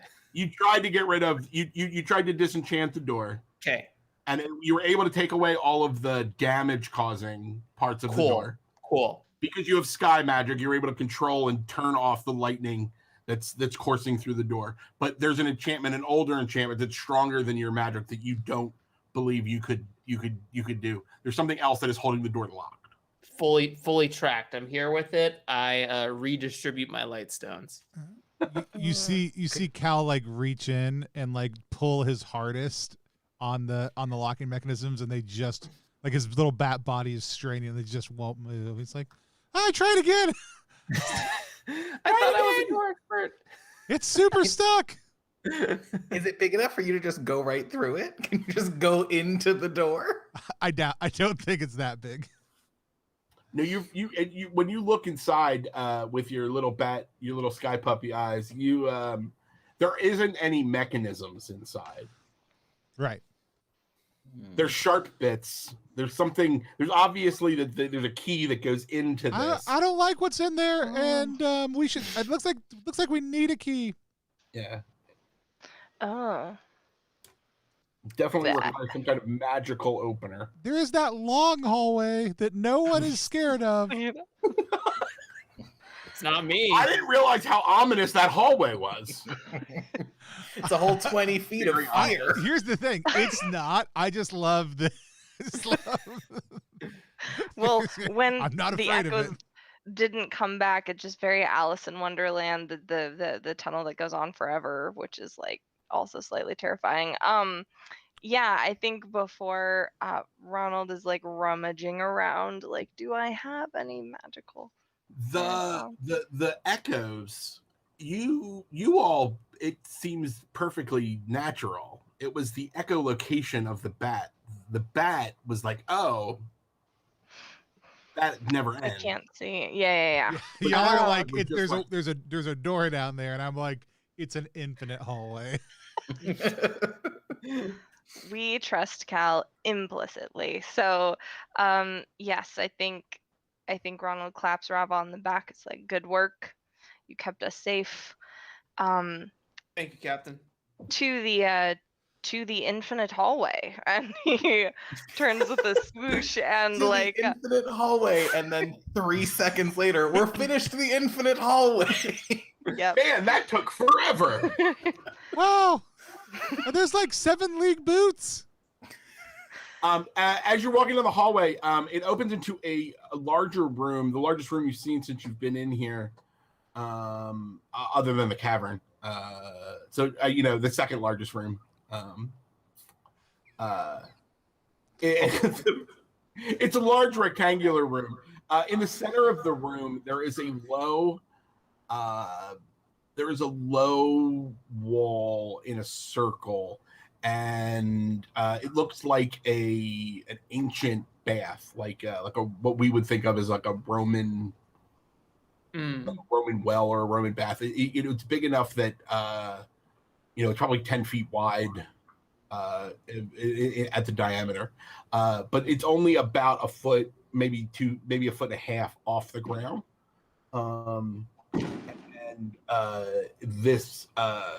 The water is moving around, and it sounds almost like the river. It's very dark. Your light stones are glinting on the rolling water.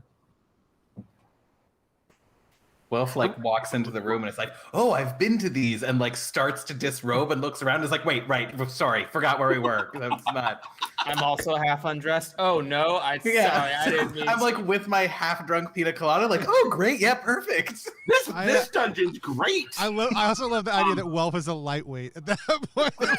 Just a little size pina colada. What? It's much bigger for me than it is for you. Everyone make a books roll for me. Okay. Well, when you lift up your shirt, do we get any other oddities that there's two stripes of different colored fur that just go up kind of perpendicular to just right straight up, kind of like racing stripes, but one is a weird purple. Fantastic. Aerodynamic. I got a 4, so that's a thing, I think. That's your crown. And you're definitely, as a former sea captain, you're definitely aware when things are bad. So I'm going to count that as a yes. Okay. So anyone else succeed on their books roll? I got a 1. 1, you will succeed. I was going to check in with my lore-wise help here. No. Cool, great. That is going to be a crown. Yeah. So as an air mage, as a sky mage, you're familiar with noise, which is what this is going to be about. I still think we're at a great spa. Right. Okay. All right. So Welf is looking the other direction. Everyone else hears. Turns around. The walls are really beautiful. Everyone else hears the spinning of the water. It sounded like rolling water, and now it starts to bubble. And it gets it starts to the river that you saw, it was very cold and damp, and immediately you begin to notice that the room is getting warmer. Well, it's only for a second time. Well, just as much as I would join you all, I have to say this is not friendly water. I'm just going to let you know that I am gaining a darkness. I'm going to fly up high, and get above the water. Okay, directly above it. Yeah. Gee whiz! I hope it's not a geyser. Well, I mean that might happen. I mean, how high up is it in here? The room? Yeah. The room's maybe 12 feet or so. Yeah, I'm 11 feet up. It's gonna be fine. So you swim above the geyser. What is everyone else doing? Welf is kind of unaware that there's been a change. So, what are the captain and? I think the temperature is the booze. It's a little flush. Nice. Yes. Let's see. And is there something on the other side of the room? I forgot. Is there a doorway on the other side of the room? Or there's not a doorway. It's just a room. Okay, it's just a room. It empties into this room. Okay, and we don't see any other boxes in here or anything else. Nope, just the well or the bath. Okay. You call it a well, except it's too low. Like Yeah. if it was higher, you would be like, oh, it's shaped like a well. But because it's so low. Also, now that the fact that it's like bubbling and getting warmer, it seems more Yes. bath-like. Yeah. I think Ronald is thinking like defensively, like if there's anything here, we need to get cover. I think he's probably gesticulating to Welf to like get back here. I'm trying to think of like something that he would have that he could kind of like throw up as, but I guess honestly he's probably like You're drawing you know, your sword, you're getting yourself into a defensive position. yeah, I think he's probably like Rava, your shield, and like wants to use you as like a as a front. So I've gotten in position where I am now hooked on the ceiling, with like facing straight down, and I'm in dive position. Which is great. Rava, what is Rava doing? Did we lose his? I was to say, I think Jeremy froze in that position. Oh my gosh! I'm trying to get this transmit so quick. Oh dang it! I'm upside down. Everyone good? Can you hear me? Yes. Yeah, we can now. Cool. This episode is sponsored by AT&T because they don't want to be helpful. Yeah, I would like to, as you sort of press up against me and say, Rava, your shield, I'll take the second light stone. I am under the impression that I'm looking for a key. Could I perchance make a bones roll, as both my light stones are affixed to my shield? I'd like to Captain America my shield to the ceiling and create sort of like a disco ball effect to look for anything glimmering. Well, that wouldn't be a bones effect. Okay. That could be, you could do that with a thing. If you're I was trying to looking, lodge it in the ceiling. if you're going to look around for something, it's always going to probably be bugs. Okay. All right. I mean, if you do that, I can also look. If you create the effect. Give me a books roll to do that without a Okay. to like that will give advantage to Ronald for their looking. Sure. Okay. Because I'm oblivious, I just have this like vision of you making a disco ball like effect happening in the room, and I'm already in my mind palace having this like nice little spa moment. Little spa moment, drinking a pina colada. You got the disco ball going. It's great. The hot tub is starting. It's been cold. The room's getting warmer. This place is great. It's fantasy Vegas in here. That is going to be a key for me. So yeah, I mean you are a wizard, even though you're more of a fighty wizard than a wizard. So that's going to absolutely you pour the light, and that's going to give Hargreaves a advantage on their books roll. Okay, and that was a 3 and a 1, so I assume I'm taking the 1 for the key. Well, actually, they would both succeed. So Okay. you would get a critical round.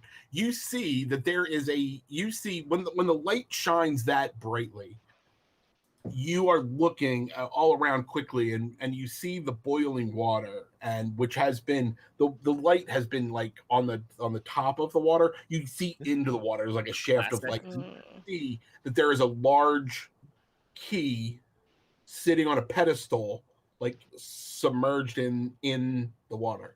And as you do that, the water turns a brilliant burgundy, and then it just jumps out of the piece all the way to the ceiling, and it's like tentacles of like masked horror, and it's just like like total anime nightmare fuel, right for Cal hanging on the ceiling. Cal, give me a bones roll. A what? A bones roll. So here, the one you can't succeed at unless. That's fine. Here's what. Hold on. There's. I'm just curious. So this is, but I want to pitch something. I'll make the bones roll if not though. That I was prepared to dive. Yep. and that I am also fast. And Yes. Okay. can I make a boots roll instead? You're gonna try to dive out of the way. I'm going to try to dive out of the way. As the bat. As the bat. Yes. Give me a boots roll. Okay. It's significantly better. So that's a crown or a key. So the key will be a success. The crown wouldn't because of the amount of darkness that we have right now. You'd have to negotiate it, but I mean, we're not going to get super deep. Okay. I already negotiated once. I'll take the The key. key's good though. The key's good. So you dive out of the way as this blood abomination just fills this piece, and it's tentacles of like purplish pinkish flesh, and they're pulsating, and blood is dripping out of this monstrosity, and the bat flies out of the way as it hits to the ceiling, and as it hits to the ceiling, it then reaches out towards all of you. All right. Wealth. Please make a. So you have these are your options because you're not really aware. Just make a bones roll. You're not really aware. Bones. I rolled a 5. Oh, there you go. It bangs into you. You can either take damage or be knocked to the floor. Your option. I'm going to take damage. Take 4 damage. Woo! Great. Wait, never Not mind. a fun party anymore. I take it back. The Rava and Ronald. Your options, it's coming at you. You are prepared for it. So if you want, you can make boots rolls to try to disengage. You can make blades rolls to stand your ground, like so that you would still be fighting with it, or take bones rolls if you want to just, hold your ground and avoid damage. Ronald is going to dodge with a boots roll. Could I roll at disadvantage to give Ronald advantage? Yes. Cool. Oh, Could no. I roll straight to get, because I'm well, you want me to roll bones, right? Is that correct? So if you're going to stand there, you're not trying to put yourself into a combat position. You're just trying to stand your ground and avoid damage. That's going to be bones. But you could make that bones roll at disadvantage if you wanted to stand your ground, but shield Ronald, which would effectively give them advantage on their boots roll. Sure. I was looking also potentially to ask, could I roll boots, like as in moving in front of I mean, you would want to roll bones. But I have dexterous edge, so I could roll a straight roll instead of disadvantage, maybe? No. Dang it. Dexterous is your hands. Okay. You're not okay, agile. Oh, I see. I didn't know that was the other word. Cool. I'm now totally tracking what dexterous is. I'm full here for it. Yeah, these puppies. Cool. Then I will roll my bones at disadvantage. Flip. That is a 1 and 9. That is neither. No, a 1 and 9 is they're both successful. Ooh. 9 is both. Wait. I'm sorry. One of them was the 10s die. I was like, damn it. Oh, wait. Lit. So, boom. I immediately move over and I dig my shield into the ground. I place my sword in the shield as a full, kind of stake in the ground. And there's a rod that pulls out from underneath of the shield, giving me like a third leg, essentially. And I brace for Robert. The tentacles are banging against the shield and being deflected. Give me a boots roll with advantage. Awesome. Okay. Ooh, that was a crown and a 3, so gonna go with a 3. You can be anywhere you would like. Where would you like to be? I think that I would like to be behind the shield, but he wants to have the ability to, when this stops, to be able to peek out because he has an idea about the key. Okay, But yeah. so he's gonna be you're behind the shield. Wealth is standing their ground next to Rava, and where in the room is the bat? So Since you darted away. I have a visual that I want to play out over a couple of scenes, so I don't know exactly how I want to. I think I'm just furiously dodging tentacles. Like to anybody else, it just looks like to anybody else, it just looks like this thing trying to like. But like as we zoom into Cal's perspective, it is like solid aeronautics, like close def dodging, like all these really intense things. And as you zoom out, it's just like shrieking and slapping, like. Like when you see a bat in your backyard and it just looks like a random, like it's just like moving around randomly, but it's actually like, doing all of this complex math. I like the fact that it goes into bat time, and it's graceful and amazing and like, dog fighting at its finest. Yeah. And so like, and I think my desire is that I want to dumbly try to draw this thing's attention in whatever way a bat would. I don't know that it's effective. I actually don't know that I need anything to happen mechanically or narratively. That is what I, in my mind, am trying to accomplish. So I'm like shrieking, like, hey, over here, like, hey, like. So if you were to spend a star as a shadow aspect, that's your, I'm using misdirection and the absolutely yes. That attention. That is totally 100%. That's what you. I will spend that star, attention. And it will actually be effective instead of just me.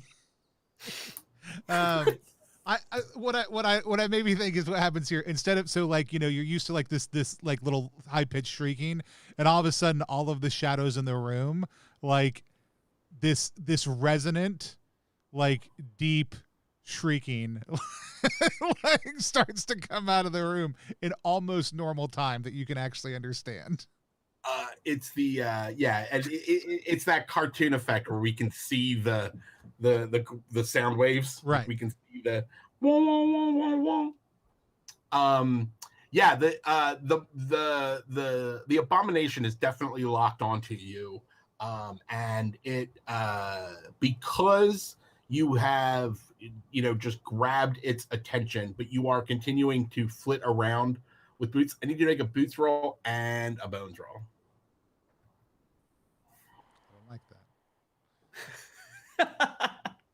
I got a 1 for I guess boots because that's what you said first. Okay.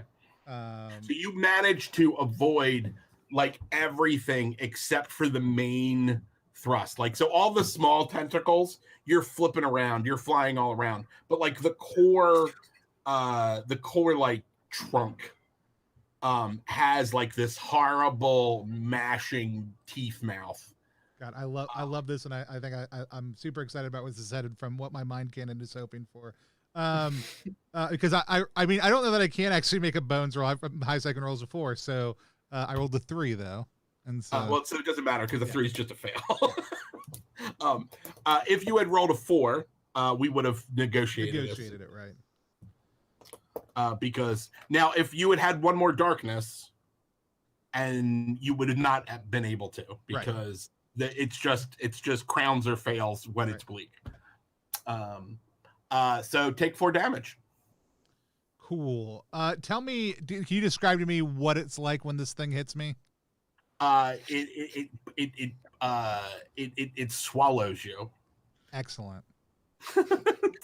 Like, is it on a tentacle or is it like in the central mat? Like, does it bring me in?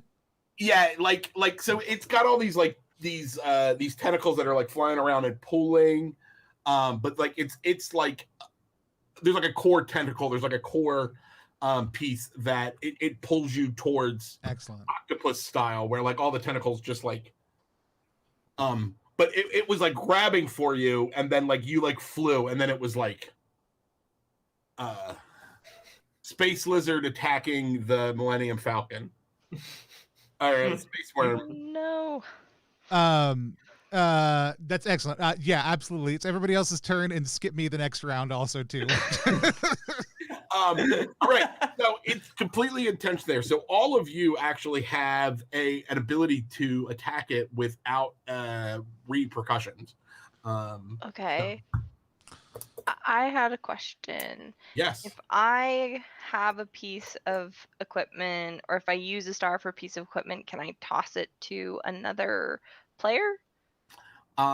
It depends. If that works from a narrative perspective, yes. But the Okay. expectation is that everyone has everything that they need. You are Okay. badass adventurers, so you know you Yeah. have. And honestly, like so, you're if you know if you were like I have this musket and this sword, you know that's fine. You know Yeah.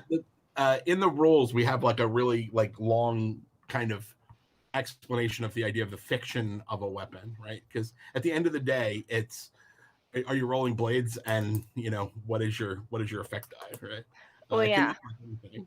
I think that I don't know if Ronald notices exactly what is happening besides like the beast is distracted, and he has his eye on the key in the fountain, and I think he wants to pull a little like a kind of hand crossbow that has like a that has like a thing, but I don't know if he thinks he has a clear enough shot, and I think since Welf is already out there, he would be like, Welf, the key, and like knows that Welf is really, you know, nimble and stuff like that, and would toss him the little kind of like a grappling hook gun crossbow. Yeah, I think that's great.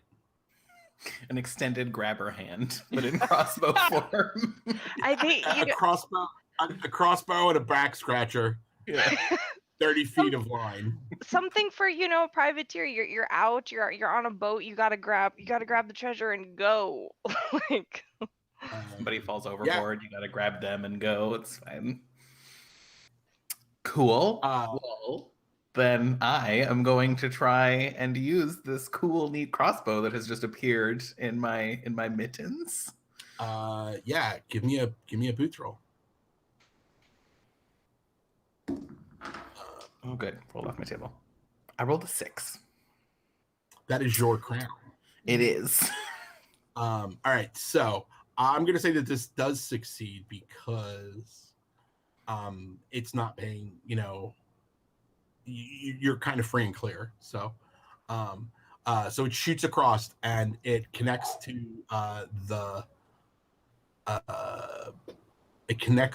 key on the pedestal. And give me a bones roll as you start to pull it back. Less good. 5.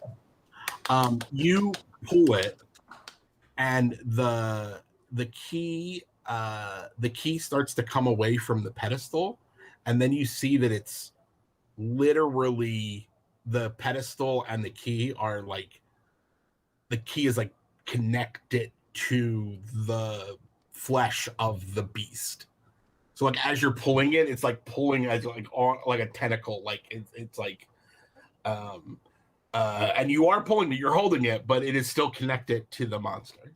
Like, is it like inside like monster flesh? Is it like I mean, I guess it's like a little amorphous, fleshy, like liquidy, but like it's like it's like a splinter under the skin.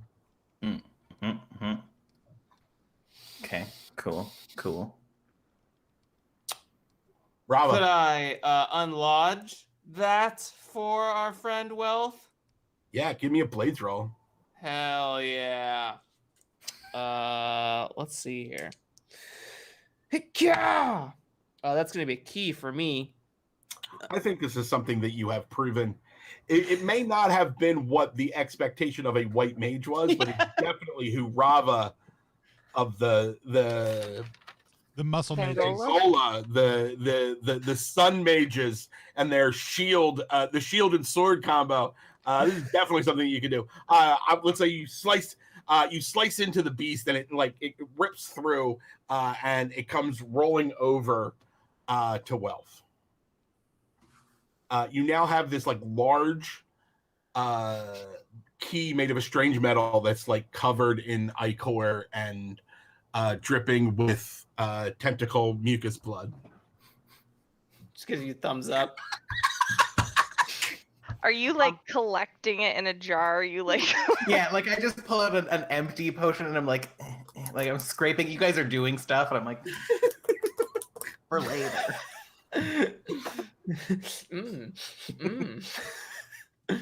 Is this the next pina colada?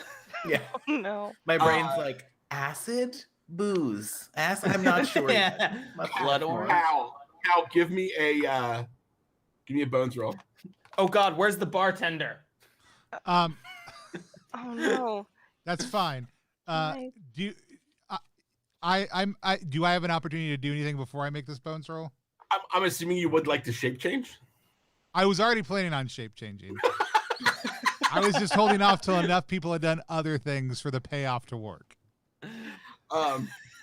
This. I think this should be the time that you should go for broke. Okay, so I have 0 stars left. So I'm gonna first of all, while inside this thing, my first move is just to stop being, a bat. So you turn back into a human. A human inside this thing, right. which I'm gonna assume is not comfortable, but it's largely liquid and jelly. Yeah, it's gross, but But here's the other thing. You actually can turn into this thing. Well, that's the thing. So also, I also like. Look, here's the deal. Cal really doesn't like to. He really doesn't like to eat in public. Like, it's just really like, it's not like. It's really uncomfortable, and it really just it bothers him. So I'm gonna mark stressed to recharge my things. So you get all your hearts. So your hearts and your stars all go back. And then I'm also gonna just clamp down on this thing made out of blood, and just start drinking it from the inside. In your vampiric. In my vampiric thing, and like. I'm slightly ashamed that everybody can see me also. Actually, no one can see you. No one can. Okay, good. It's opaque enough. I'm very worried. Yeah. I mean, I don't think anybody else in the party has the flittering around. They didn't know where you were. They just assume you're still good. Back. Oh my gosh. Yeah, is this you? Is what I'm like. We've seen you become this before. So right? I'm happy to make a bones roll, but I do want to just start drinking the blood out of this thing from the inside. I want the bones roll. That's because of being inside this. But then make a blades roll with advantage for your attack, which is to vampire out inside this guy. I rolled an 8, which is a crown, but is also a normal success. Yeah, so it's a bones. It's perfectly good. So you only take 2 damage from being inside of it. Great. And then I rolled with advantage. So I guess I rolled a 5, and I rolled a 5 twice. Which is great. So roll effect. How much damage do you do? 5. I'm stuck. You had it was a critical, so you get a free explode. 8. 8 explodes naturally, so it explodes again. 4. So you did 8 17. for 8, 4, and 5, right? Correct. 5, so 8. What's that? 17. 17 points of damage. I should have said that with way more confidence because I knew I was right, but I was like 17. So it's 10:20. So I am not going to do so. What I could do now as the MC is I could spend one of these darkness. Do it. To refill his heart. Oh, do it anyways. Yeah. Huh? Do it anyways. Well, no, because we want to get to an ending here, and then you want to. We'll take a table read real quick. Does everybody do we all want to see this happen and play a little bit, fight it a little bit more? Give the GM a fighting chance. I'm here to rage out. I'm here to shine the sun in this thing. So I'm going to spend a darkness. Can we narratively just say I start sucking this thing into my mouth, it gets really emaciated, and then it just surges back? I have to actually spend 2 darkness because you did a ton of damage to it. In that in between, I just 17 like is- open my coat and it's like it doesn't like when we watch. Just hold on. Ronald is increasingly like counting heads and being like, "Where is Cal? Where is?" I'm concerned. Do we like see like when it like if it gets emaciated, does it like shrink to the form of you? Yeah. And then And for a minute there, like you can see the human form A layer of as gelatin. it like droops, and then it starts to it's writhing. It's going to attempt to pull you out of its mouth. So all of its tentacles reach inside. I'm going to need you to make 3 bones rolls. This is the first time a blood abomination has been like, get this thing out of me. Get it out of me! 3 bones rolls. This is so upsetting. This is such an upsetting series of descriptors. That's why he's a reluctant vampire, because he's actually so powerful that it's embarrassing. We're now playing a horror game. I made 2 and failed 1. Made 2 and failed 1. So you hold on for a while, but eventually it tears you and it pulls you out. Well, that's good, because my next move was to turn into a blood abomination and burst out of this thing. It hurls you. It hurls you across the room. What is everyone else doing? You see the abomination like pull Cal out and just like hurl him across the room, and then it gets darker purple. Like it you can definitely tell that it's feeling better now that it's past the gallstone that is the other vampire. Hey guys, how's it going? Let's never do this again. Cal, that's great. We've got the key. We on to the treasure, and Ronald is ready to run out. But are you? I figure everyone else is already setting up to like fight more, or I'm here for running. My plan was I was going to be like, yeah, I'm just like sniffing the key, not for weird reasons, maybe weird reasons, but like not only for weird reasons. And just to like get a sense of what it's made out, so that like as I leave the room, I can grab the correct, like the appropriate matching acid towards it. Like, what do I think would react badly? You just gotta like go through a Rolodex of like, Yeah. no. I'm like, we got the one that reacts badly to water, and the one that like is good against earth, and like I imagine it's very elemental. You think that this key is made out of the same material as the door? okay? I would like to taunt this thing to give everyone an enhanced option to run, because I'm not married to slaying it, but again, I know not subtlety and I know not resistance. I just envision restraint. us leaving because they're gonna have an Eldritch Horror face-off. Like we're just like, let's give them a moment. They have a conversation to have. Let the non-Euclidean entities have their space. Well, if that's, Yeah. that's the energy. I'm here to like back out if we're going blood on blood A-bomb. Well, if they're about to fight, I think Ronald would be at the door, like, okay, we're ready to go, but I'm not leaving my crew behind, and very much would set up to kind of like see if we could toss some rigging around this thing to hold it down. Yeah. Definitely wants to Give me a blades roll to try to tie it up with your shipborne lasso. yeah, it's It's like like bouncing off the walls. yeah. Woo, Small transition to ninja. that's a key. There you go. Great. You throw it out, and you're holding it in place, not with your strength, but with the counter posting a weight on the end of a line.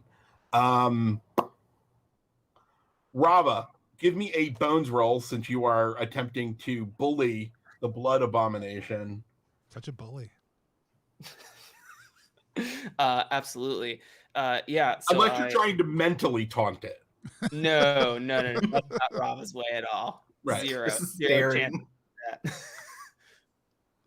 that. I will, yeah. So I rip my shield out of the ground. I thrust my sword through, and my the mechanisms turn it into basically a spear. I'm looking to like gouge this thing against a wall. Hey, that's a 4 on my blades. Roll for effect. Hey, that's a 10, so I explode, right? That is correct. Lit. That is 16 total. You slice the beast through. You're attempting to get its intention, and instead you chop it in half.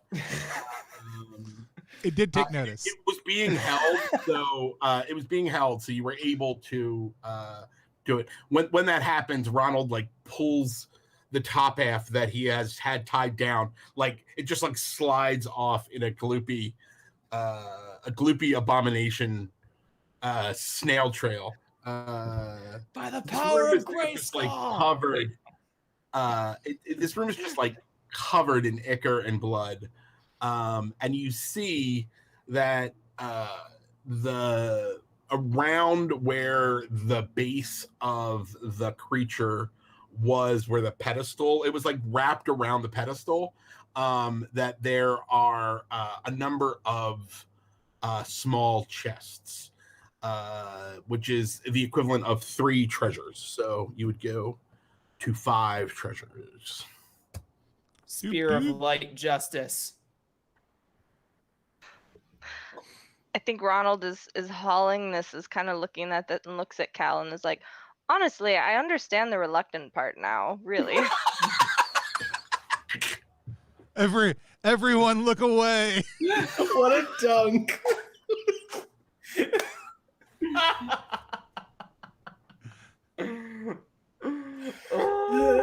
I'm gonna drink like a quarter of this thing. I already got a lot of it, but I'm just saying. While you're doing that, I'm just like cutting off some specimens and putting them in a little jar. You're on one end and I'm on the other, being like, "Give me these." Wait, hold up. Give me these. Stay over there. I'm just splattered in ichor. I'd like to retrieve my sword and shield spear. Awesome. My all weapon.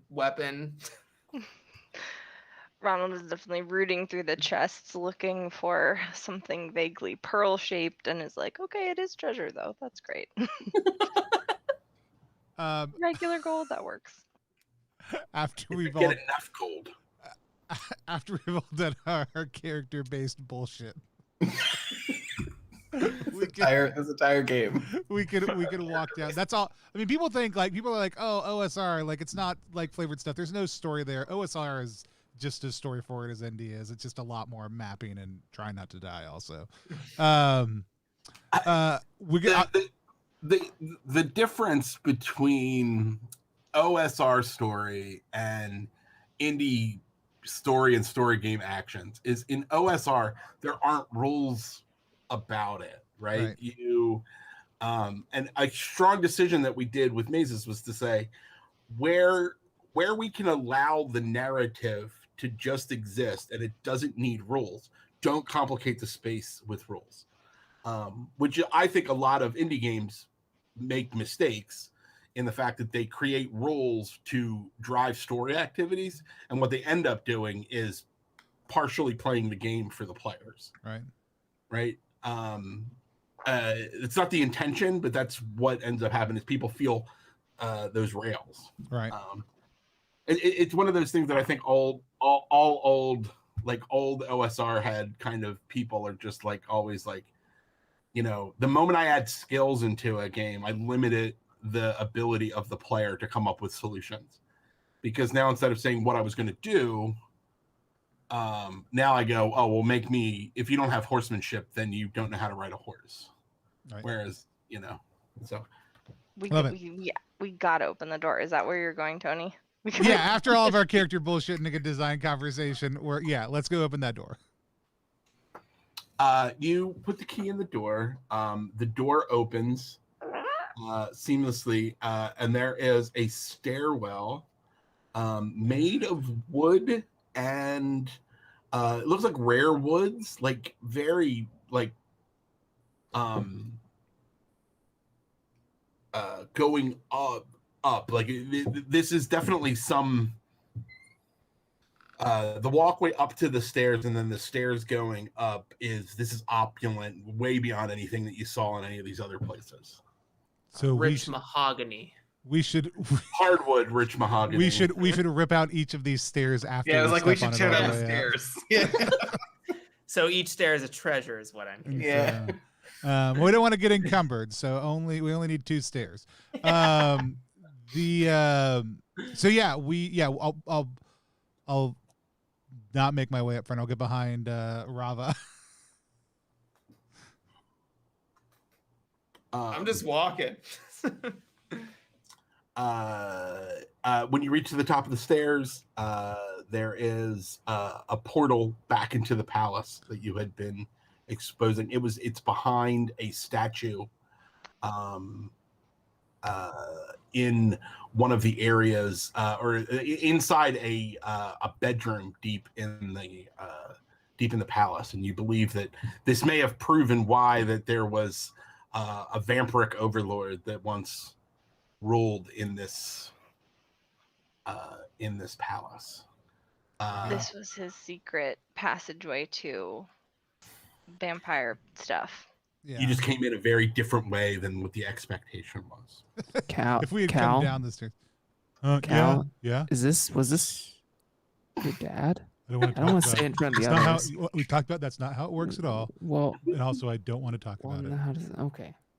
I mean, You're being a little reluctant. and so you leave the adventure with 4 treasure, or 5 treasure, in a good position, and in the there's rules in winter, the last zine, and there'll be more rules in the hardcover that are about like playing more extended games where you play with the characters again, because there's not really a big focus.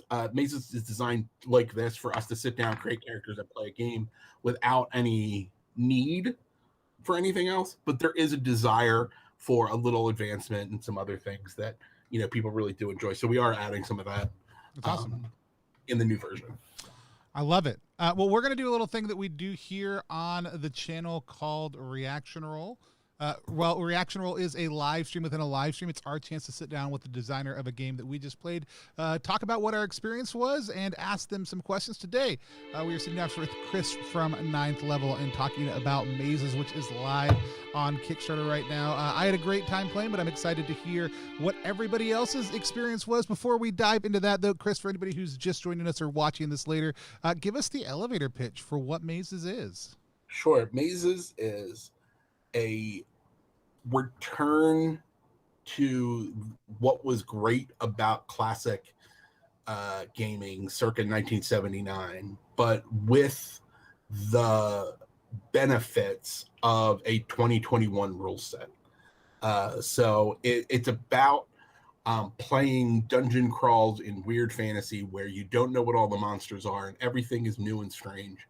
And it's easy to create characters, and you have all of the narrative control of a modern indie game, but with all of the trappings and the feel of, whatever your preferred original edition. I'm a Metzger guy. What is that version of Dungeons and Dragons that you grew up on? That when you look back now, you're like, man, that's a lot. We're going to go around now. Everybody's going to say their favorite early editions of Dungeons and Dragons. But no, I'm just kidding. I'm a huge fan. The red box is my favorite. Yeah. We're going to go around. We're going to meet all the people we played with. We'll go in the order that we originally introduced our characters. Jeremy, tell people who you are, what you do, and what it was like to play Mazes. Hi, everyone. I'm Jeremy Gage, the host of the Draw Your Dice podcast. You can find on your favorite podcast distributor. You can get in touch with me over on Twitter at JeremyGage5. I had a blast. I am also a fan of more minimalistic systems that don't sort of like get in my way when I want to execute on a thing. I think that for anyone who might be watching just this portion, the reaction version of this, in the game, I didn't feel limited at all. There were no sorts of like skills or anything of that nature as outside of the pretty much main approaches of the game, unlike in something like D&D 5th edition, where you're probably less apt to try a stealth roll if you don't have like at least a +4 in it. So it's like, okay, well, I guess I'm not a stealth person, and I lose that like fictional option, right? For me, I guess a question I have for you and for the polymorph system overall, I don't know if this is true of all of the games, so this is within the vacuum of mazes. It looks like the odds are kind of geared. It's interesting how the approaches work, the books, the boots, the blades, the bones, in terms of its relation to the roles of the role. That's ROLL and ROLE for those who are maybe listening and not watching or reading. So it seems like like books and boots are very like geared towards the smaller dies, and they have a really high percentage chance for success, and then obviously the larger ones for the larger dies, and almost impossible for different types of dies in some ways. What was the thought process behind building that sort of success chance system? Because I was going to say initially it seems like it puts a lot of player power forward, but if you really like pool the other dices and pit them against different approaches, that's not really the case. So what's the thought there? What's super funny is I think a lot of times the first time people get exposed to polymorph, they see the unique dice mechanic and then immediately tell me that my math is wrong. I can't tell you how often it happens. Even some of my closest friends have been like, but I did it. And it's like, guys, I hate to tell you this. I did all the math. I did the math for years. In fact, one of the biggest and most important changes to polymorph was when we got rid of the D12, because we used to have a D12, I loved the D12 because I love playing the giant bugbear character that just smashes everything, and it's like, yeah, D12. But it really did affect the math, right? At the end of the day, when you look at the way it works, the roles are really based on two important things, which are, one, what kind of game are you playing, and what is it that you want to do in the game. So in mazes, we very specifically like talk about these 4 roles being the classic ideas of what you want to do in the dungeon. But for instance, in a game like the Excellence, the roles are the magical one, the charming one, the tough one, because we're saying exactly what you want to do. Because if you say, hey, I want to be the tough one, in that game, the D10 is going to generate those responses. So you're going to, if you said, I am the tough one, most of the time doing the things that the tough character would do, the tough princess is going to be successful on. Now, if you play in a game, especially in an OSR situation where there's a lot of looking around and investigating, and you're a D10, you're going to fail a lot in that situation. But that's kind of the intention. That's not your role, right? There's nothing that stops you from having a party of all vanguards if you're like, hey, what we want to do is we want to maximize our ability to Gygax every dungeon, right? Because your a bunch of D6s are going to do very well at everything except really kind of bones rolls, and the D4 is actually better at rolling the class bonus, so the key actions. That's why we call it the Paragon, right? Because they're going to key more often than anyone else. So as long as they're doing whatever their class is.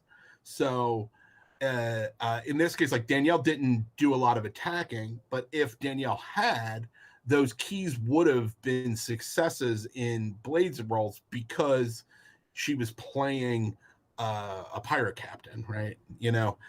Whereas if she was playing a doddering old wizard, those keys wouldn't be successes on attacks, but would be successes if she was, shooting with a flaming wand. So the weird thing is once you play a couple of times, the math starts to actually completely disappear because you just sort of understand it. You're like, oh, right, I'm a D8. Blades is my sweet spot. I just, but that's why I picked the fighter, right? Like, there's nothing less satisfying for me as a game designer than being told this is what my character is good at, and then I get into play and mechanically they can't do the things that I was told it's good because of the system doesn't help that.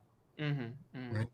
Yeah. So just to reiterate, it sounds like a lot of the odds of abilities are also technically structured around the role in which we are engaging, so that we feel that role through play at all times. But it also doubles down and says this is your specialization, so you can either create a balanced party composition where everyone gets some spotlight time, or you can like hack the game to bits and say like, okay, all blades, let's just run it through and see what happens. And there's a fun thing when you start to talk about the edges and you add advantage math, right? Where it starts to really skew things, because advantage math isn't as easy to compute as it seems, because if I have 2 dice and I only need to succeed on 1, right? Effectively, I only need to roll the second one whenever I would fail on the first one.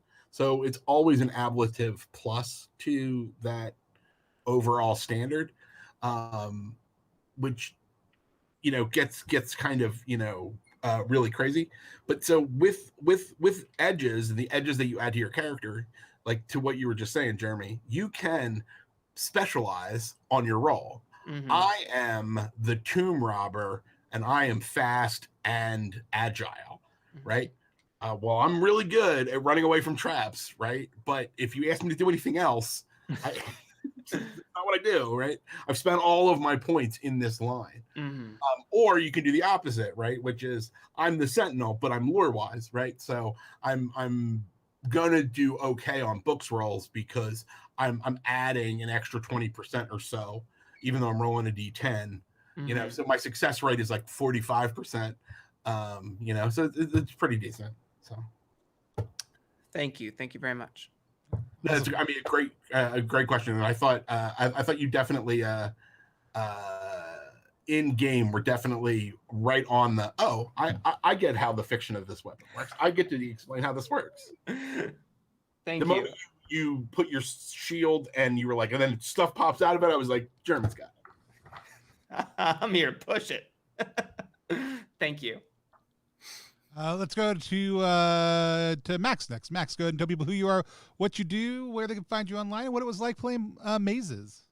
Yeah, I'm online at Maxwell Lander everywhere. I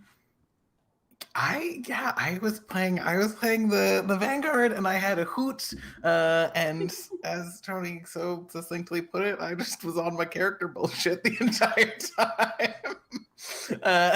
And to be honest, like I'm new-ish to more like rules light, if that's what we're calling them, like systems and OSR stuff in general, and definitely like instantaneously feel the pull towards them because of that, right? Like I also am like, I've been playing these games, the big one, for 20 years, and now I would like to never play it again. And part of that is also because like I am my friend group's forever GM, or have been in multiple friend groups, the forever GM. And when I think about like not, and it's fine. I like GMing. I don't like spending hours of prepping balanced math, right? Like I'm not interested in that even a little bit.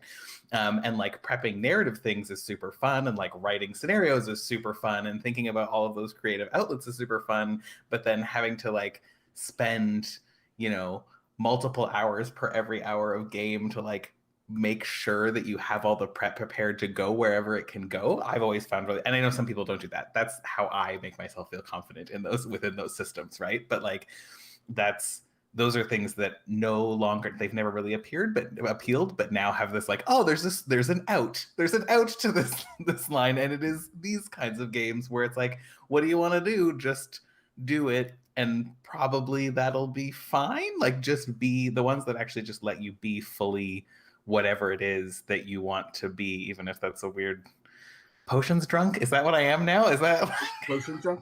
No, Max, the piece there you're saying that I think is nearest and dearest to my heart is you want to let the players do what they want to do, and you don't want to have had to do all of this work just to let that be the case, because it's gonna work. It sort of works, right? Like, it only needs to sort of work. We're playing make believe at the end of the day. What we wanted something is consistent, so that we know where the lines are, because if we just are telling a story, there's no ebb flow, there's no give and take, right? It's just yes and yes and yes and, and I think that's kind of where the interesting thing in these types of games for me is where do you spend that rules piece? Now, obviously, I know how to play this game a little bit, but once we did character creation, I didn't look at a book. Right, that's kind of my goal from an MC perspective. Is I don't want to ever have to stop the flow of the game to go look up a rule. Right. The number of times that it's been like, okay, guys, well, I need to find out what the bonus to charge is, across an uneven landscape. And so we spend 30 minutes doing that for a roll that the end result was +2. That you failed and so just whomped. Was a big whomp or whatever, right? Like, I don't want to do that. I think that's my big thing. Like, I have people can't see this. I have a 1 tattooed on my hand because I get impulse tattoos. I have a problem. But like, for me, it's always been, I like extremes, right? So either if I'm going to get into describing something fun, I generally want it to succeed. And when I'm running a game, if my players are going to spend time putting their creative effort into describing something that they really want to do, then I don't want it to be like 50-50 chance, maybe something cool will happen or whatever. Flip a coin. Yeah. And maybe you'll just have spent 10 minutes describing something that didn't happen. Sorry about it, or whatever. And part of it's actually interesting. So like, that's an interesting fact. There, another thing that Ninth Level does is we do the Indie RPG Anthology for Free RPG Day.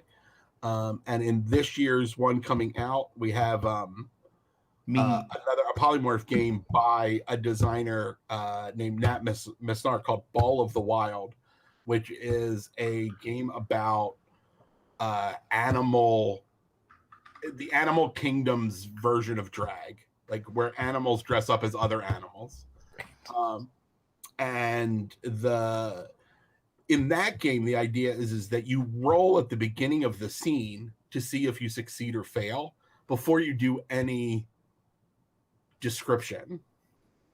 Because the thing that's interesting is, if I succeed, that's awesome. If I fail, that's awesome.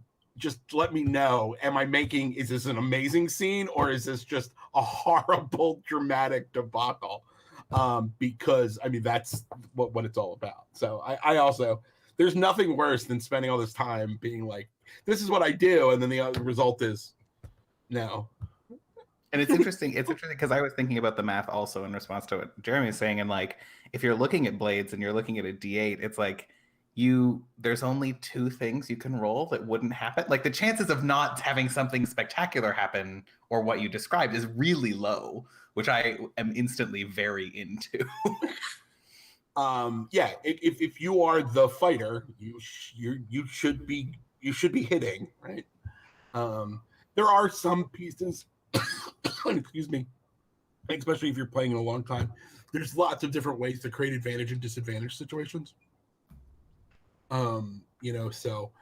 You could have a monster that has an edge called Sentinel, and so the fighter would be at disadvantage fighting against it because it's a big, burly Sentinel. Right? So there's a bunch of different ways you can control that. I don't like to throw all that stuff in the first game. Also, I can't remember half of it. That's for people that do prep. I don't, prep is death.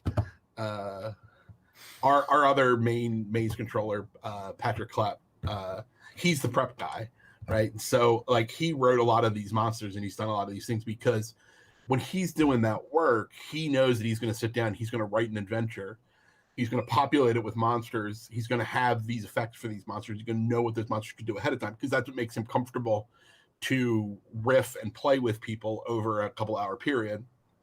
Whereas for me, all that's stressful. Whereas if I just draw a dungeon map and I go, there's a blood abomination here, and there's some gaunt wolves that live under this bridge, and that's a cool idea for a trap, and I'll wing the rest of it. Like that's how I'm not going to get stressed. Well, I'm the kind of GM who at the end of it's like, I'll just tell people, no, this you just can't do as well against this one, and then the player will come back later and I'll be like, was that a sentinel? And I'm like, yeah, sure, absolutely. Yes. You are correct. You figured out my sentinel puzzle. Awesome. No, love it. Danielle, tell people who you are, what you do, where they can find you online, and what it was like to play mazes. Hey, I'm Danielle. I am just a normal person who enjoys playing RPGs a lot. Well, normal is a gross exaggeration. I mean, I don't have a lot of game experience yet so far-ish, but I'm super enjoying this. And you can find me at Built a House on Twitter. I have not built any house. My last name is Built, and that is how you actually spell it. So that is the story of that. And I really enjoyed this. Actually, I've always enjoyed the idea of dungeon crawls, and this felt like getting to kind of just experience that with as few barriers to getting to that kind of juicy essence as possible. And read the math, like I played the Paragon because I was just using a D4 the whole time, and I was like a little bit nervous. I was like, how am I gonna build a cool character on the shaky foundation of you have to roll a crit on some of these rolls, and I hadn't even thought of the if you hit your key often enough, you can roll blades and it's going to be fine. But I didn't feel hindered by that at all, and it was really cool to see it happen in play. And something I really loved is like, yes, you have your role and yes, you have what it's aimed for, but then the narrative flexibility of the stars and the gear side of it meant like I could do my absolute favorite thing, which is like, I want this to happen, but I can set up the positioning, like what I want to do. So I want something sea related. I want something, encumbrance. I don't want to roll a blades roll, but I do want to trap this or something like that, or getting to just like you were saying, the character BS side of it, which is so much fun. And then the fact that rolls into like helping set up your roles, and that setting up your roles is as much a part of the game as like choosing which one you play. The idea, and this is kind of coded into the key mechanic of mazes and of all the polymorph games, is that trying to create a mechanic that works on that character BS thing. Like, what is that thing about my character that I do, right? Well, if your character can do it, right? But if you're reading a novel and the guy's a sea captain, right? He's going to do all the sea captain-y stuff without a big hassle. It's when he has to do something that isn't that we're going to get dramatic tension. But it's also funny when the spoiled noble gets on the boat and can't do all the sea captain-y stuff. And that's really that piece. But if we know that, it's like when you're watching anything on TV these days, the moment they show you a character do something, you're like, oh, well, that's important. Oh, they were an acrobat in a former life. Well, I guess we're going to have to climb on the roof before this is over. But I love just that. I mean, that moment in game is so much fun for me when you come up with some character thing that you can just throw in and then get to say later how that's important. We didn't do any flashbacks, but I love to give flashbacks for a thing. Flashback for just that reason. Like, Captain Hargreaves, we met once before, so that you can fall back and you can be like, that's how I gave you that scar on your left cheek. And that's kind of what makes me curious about some of the other settings maybe for the polymorph system, because I think I would love to kind of do this and then add a few like indie story games like bonds questions at the beginning. It's like, how do you all know each other? What are our entanglements? And just kind of roll that into making an extended thing and lean on the narrative. And maybe that's a part of like these other settings, that system. Yeah, when that becomes important. In fact, this Mazes originally had bonds and had a complete bond setting situation, and we decided to cut it. So it's a very easy thing to add. There's a bunch of text. There's like older character sheets that says like resolve a bond, like as a thing, and people every once in a while be like, what does that role mean? And be like, oh, I'm sorry, it's a V1 doc. You need a because I like all that stuff and I think that's really important. We found that since a lot of people do play this in more of like the situation that we just did here, that was less important, because the moment we set up bonds, it almost seems like I have to resolve that in the setting. And if I'm only going to play one session, I want to make sure that. And so instead, what we did is we changed that idea to that question at the beginning about what is this that your group cares about, and then usually in our prefabricated adventures, what we do is we have a branch, right? So there's two choices, and it's like this one, this is the setup, and this one's the setup, or like here's three options, and like if you choose this option, add this thing in the dungeon or do this piece, Cool. As a way of creating that shared piece in between.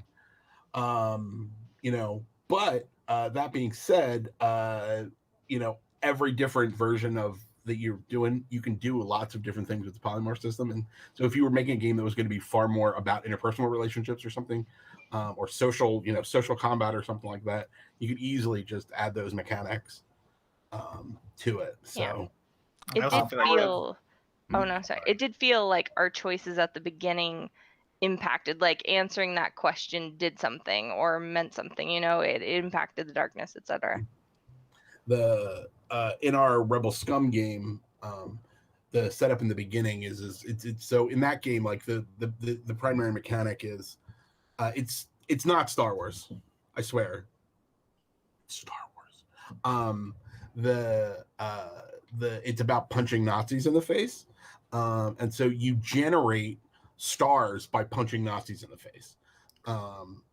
So each of the different character classes has like a thing that says this is what I use stars for, which is kind of different than how this game works, because in that the expectation is the only reason we're doing this is to punch Nazis in the face. So we know what we're doing.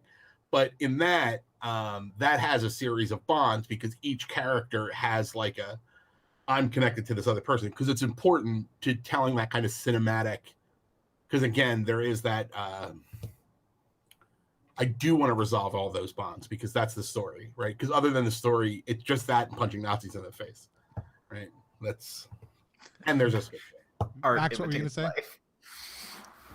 Oh, I was just saying that like I feel like one of the things that I've really liked, because I've played a lot of those games that have like the questions for bonds at the beginning, and sometimes they're really compelling, and a thing that I'm kind of embracing lately when I'm trying to like set up something that might be more than one session is like considering the first session the answer to those. Like at the end of this, I feel like I'd have a much more compelling answer to how is it that Wealth and Cal know each other. Like, what does their relationship look like? It's like, well, we have this like weird thing, like this gimmick that we do that's like this bond or whatever, right? Like, it feels really easy to answer those questions a little bit after the fact, after like playing with folks a little bit. And that might just be because like this is my first time playing with some of you, right? And so like getting to know you both as players and stuff is like makes it interesting. And so part of me is like, I want to ask them now. If we were going to go forward, it would, like, my brain is already like, yeah. Max, I just wrote that down because I actually really like that, and we are literally writing the rules right now for extended play actions, and I really like the idea that would say like, oh, because that's a fun after game bonus, like without adding any rules baggage to the beginning of a session. But if it's like when we get done this, the question is maybe we're going to see these characters again in the future. So what are, here's some questions that you could do that would create bonds with him. That's really neat. It's a great way of thinking about it. Yeah. It also keeps you like in that we're going to get you in media res as quickly as possible, but not abandon those ideas, right? Like, I love that. It's almost like some transient stars and wishes energies there. Yeah. The in media res, the door to adventure really comes from my guiding star through all of this was novellas, like that shorter form of fantasy fiction, which is definitely my favorite fantasy fiction. People still do write it. It tends to be a lot different than what's filled most of the tops of these shelves, but the idea of all of those classic fantasy novellas, they all start with someone getting punched in the mouth, right? There's no it never starts with like you see Fafford across the hall. It's like, no, Fafford is running, he's got a box full of gems and he's running away from something, right? Like, My favorite opening like narration line is, "I bet you're wondering how I got here." Like in like our first game, like my first game ever, Beards. Like, it was the conceit is like, look, we can just name like a quick moment of action and then name this is where you're going to end up.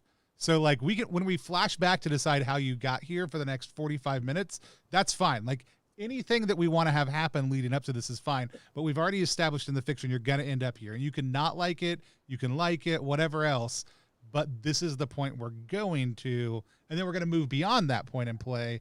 But it changes the stakes of everybody figuring out, well, why would I go on this? Because it doesn't matter why. Like, you figure out that reason, you tell me, but you're gonna do that one thing, and then there's no railroading the rest of the time, nothing else, but it's all based on that. Like, hey, I'm going to give you a flash of something, and then we're going to figure out how we track up to that and then move beyond it. And it creates such an interesting play moment and de-escalates a lot of the weird meta questions we tend to ask ourselves that none of us actually sit down at a table to ask, but for some reason we feel the need to interrogate a lot of the time. So I've been running convention games for a bajillion years. And one of the things that we learned running all the convention games was trying to get buy-in from the players immediately that they had a goal that they wanted to do together. Because in the old school model, especially in a dungeon crawl type situation, where it's like, okay, well, you all meet in a bar, right? The first thing that happens is it's like Reservoir Dogs, right? Everybody wants to be Mr. Black, right? So everyone's just like, hey, I don't want to do anything. Why am I here? Give me what's my character's motivation? It's like, no. I'm going to give you a couple of choices and you're going to tell me what your character's motivation is. Gives you instant buy-in. Oh, we're just a bunch of people that want money. That's great. As long as we all agree on that, then we have buy-in. We're like, oh, well, we're just a bunch of mercenaries. We're going to do that. Hey, so we have the game that'll be in the hardcover book, the sample adventure is called Bargle's Black Maze.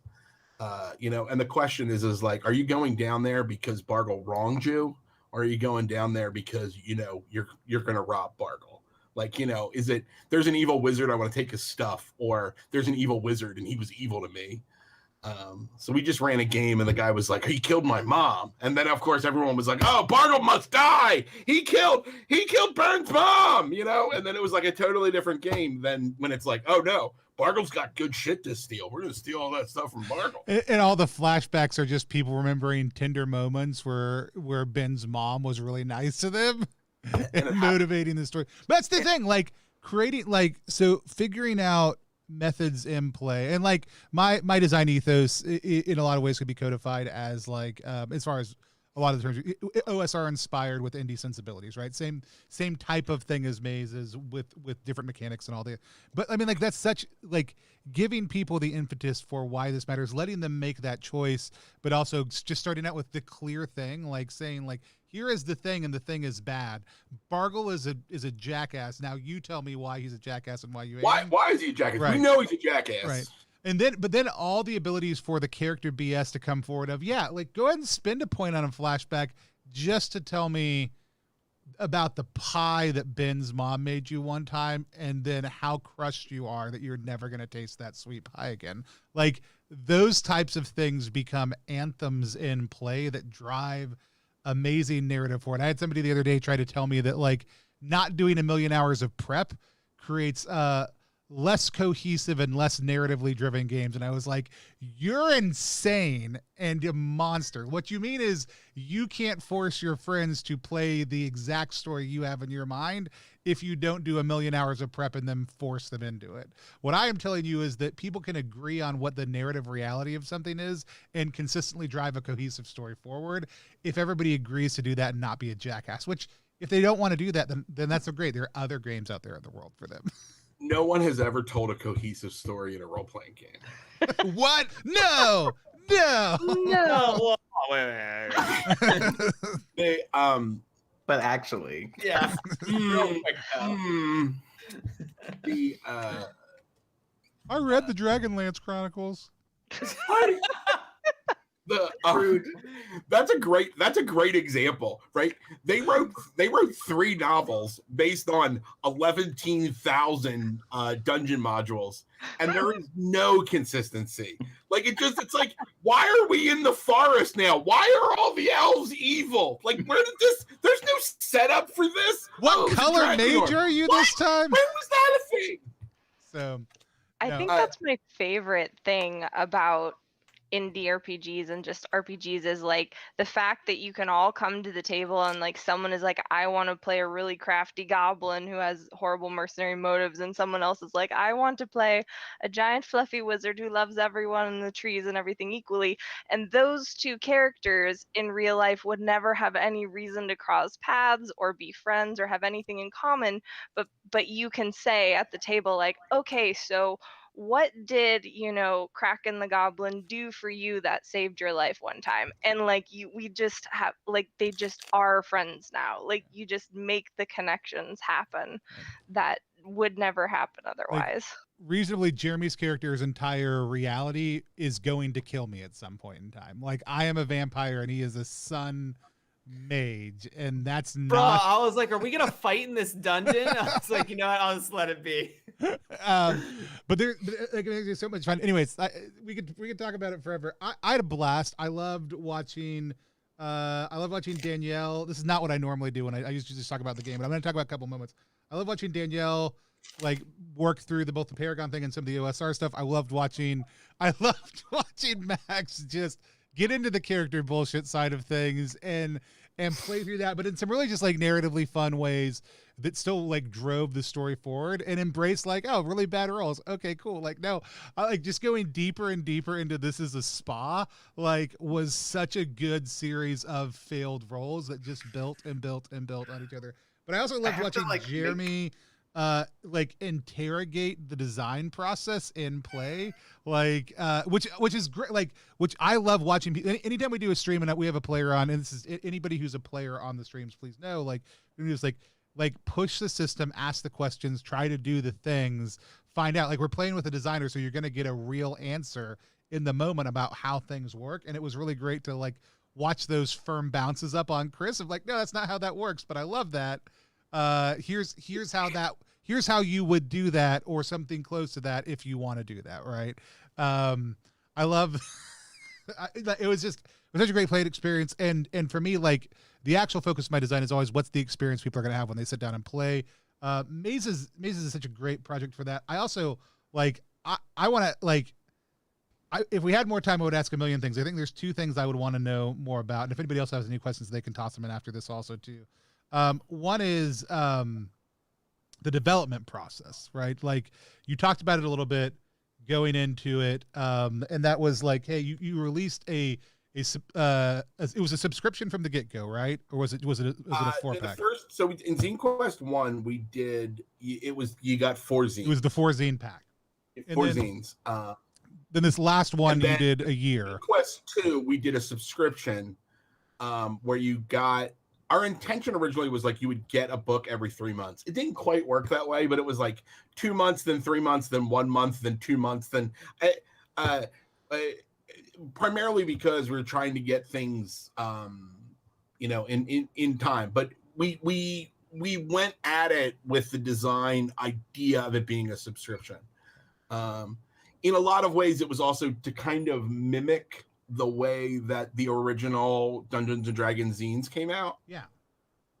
Where each one of them just was like, oh, here's a new character class, and here's some new monsters, and here's a new thing. So we did the whole thing. Here's a new aspect, and here's what monsters in the summertime look like, and here's an adventure that's based. We use the seasons as like a guide wall, and then here's some extra rules. It was a really fun experience. And that's the thing. Like, you can take book 1 and you can play. If you read this, you can play the game. Now the GM has to just kind of say, all right, like I'll figure it out, and you don't have all the expanded content. You don't have everything else, but then I'm trying to figure out which book is next, what color I'm grabbing.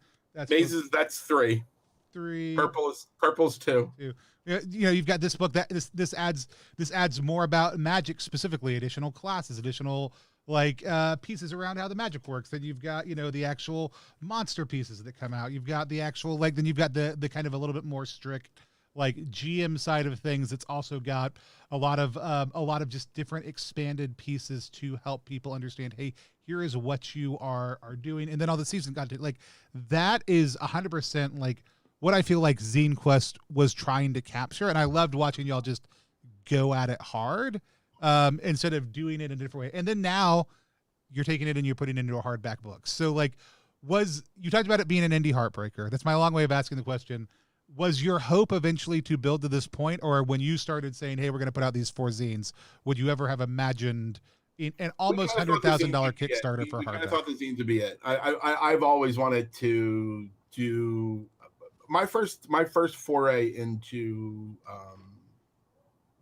trying to publish role-playing games was a fantasy heartbreaker. It would have been a fantasy heartbreaker. It would have destroyed me. But luckily, it was called Adventure: The World of Crozen.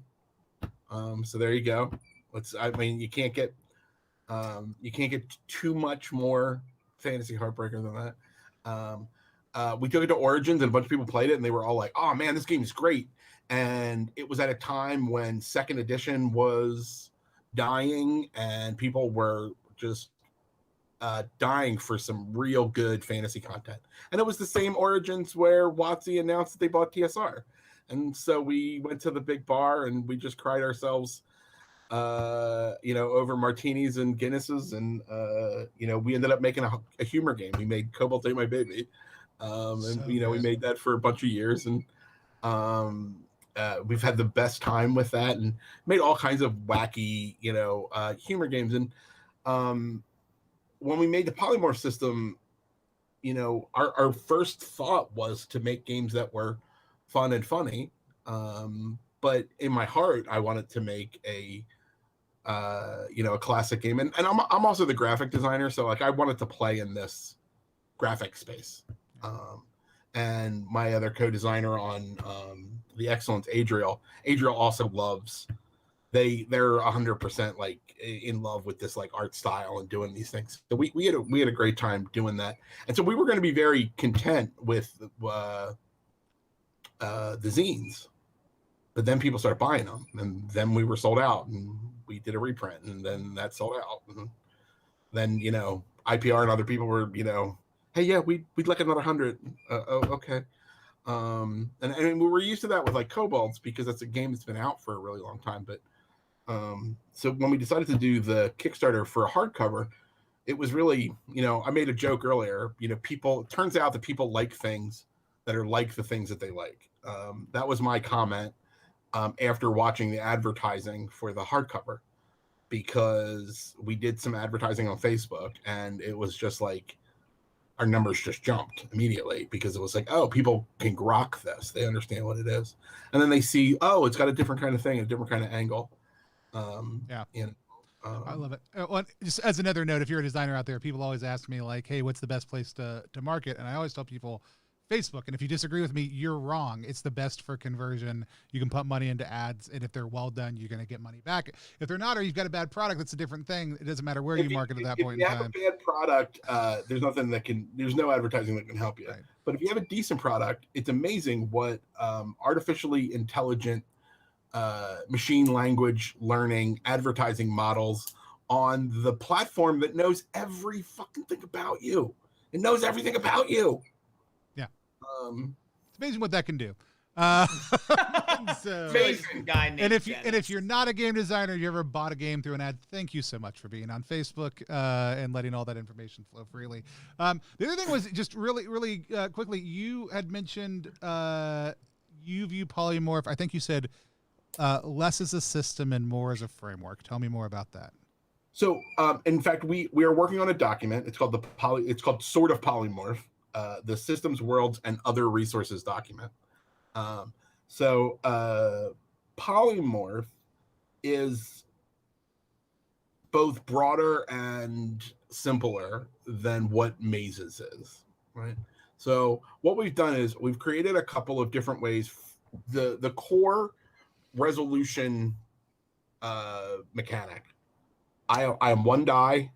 I always only roll my die. If I have some kind of edge, I gain advantage. When there's something negative about it, I gain disadvantage. And I roll against those numbers, right? The core kernel of the math, which, again, we spent so much time on the math, we know the math works. So as long as you just take that, that's the core of the Polymorph framework. Then you can add different things onto it. Like the darkness mechanic, right? So in Rebel Scum, we have a harm mechanic. There are no hearts because it's cinematic, right? So there's a chance that you can get hurt, but when you get hurt, you just get knocked out for the scene, right? You still want the negative pieces. Whereas something like Savage Sisters is super deadly because it's about barbarian swordswomen in a, fighting against a horrible world. But like in that game, we are telling, all the stories are told from the point of view of people in the future telling our stories. So we make these barbarian women, and then we are grandmothers telling stories to the granddaughters about the characters. But that allows us to be super deadly, right? So like in that, if you fail something, you just die, right? Like it's just like you're dead.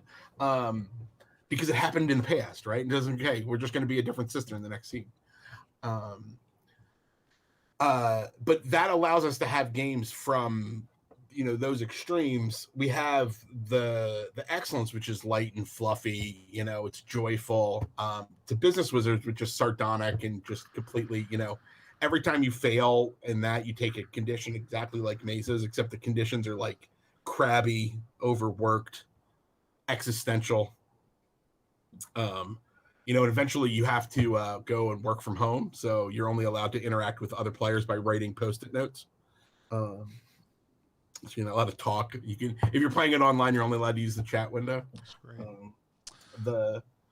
And all of them are Polymorph games. And if you know how to play one of them, you can sit down and play one of the other ones. The specifics are different. The words might even be different, right? So in the excellence, it is crown. It's crown, heart, sword, shoes, books, and beast, right? So the words are different, but they mean the same thing. I don't roll bones, I roll heart, and they can be focused. And that's why we call it a framework, because how you assign the rules and how you're putting those pieces together. It's not GURPS, right? It's not. I mean, everything can't be GURPS. I mean, that's the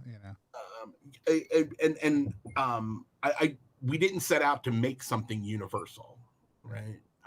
We did set out to, like, our original thought was that the first big Kickstarter we were gonna do was gonna be for the Polymorph system, and it was gonna be like a game console. So it would be this book, and then we'd have these little books, which is how we got into this idea for these little books. And then what we realized is we don't need to put the system out first. What we needed to do was put this out first, because we wanted to get it in people's hands. And when consoles don't sell themselves. Games sell consoles, right? Right. So, Yeah.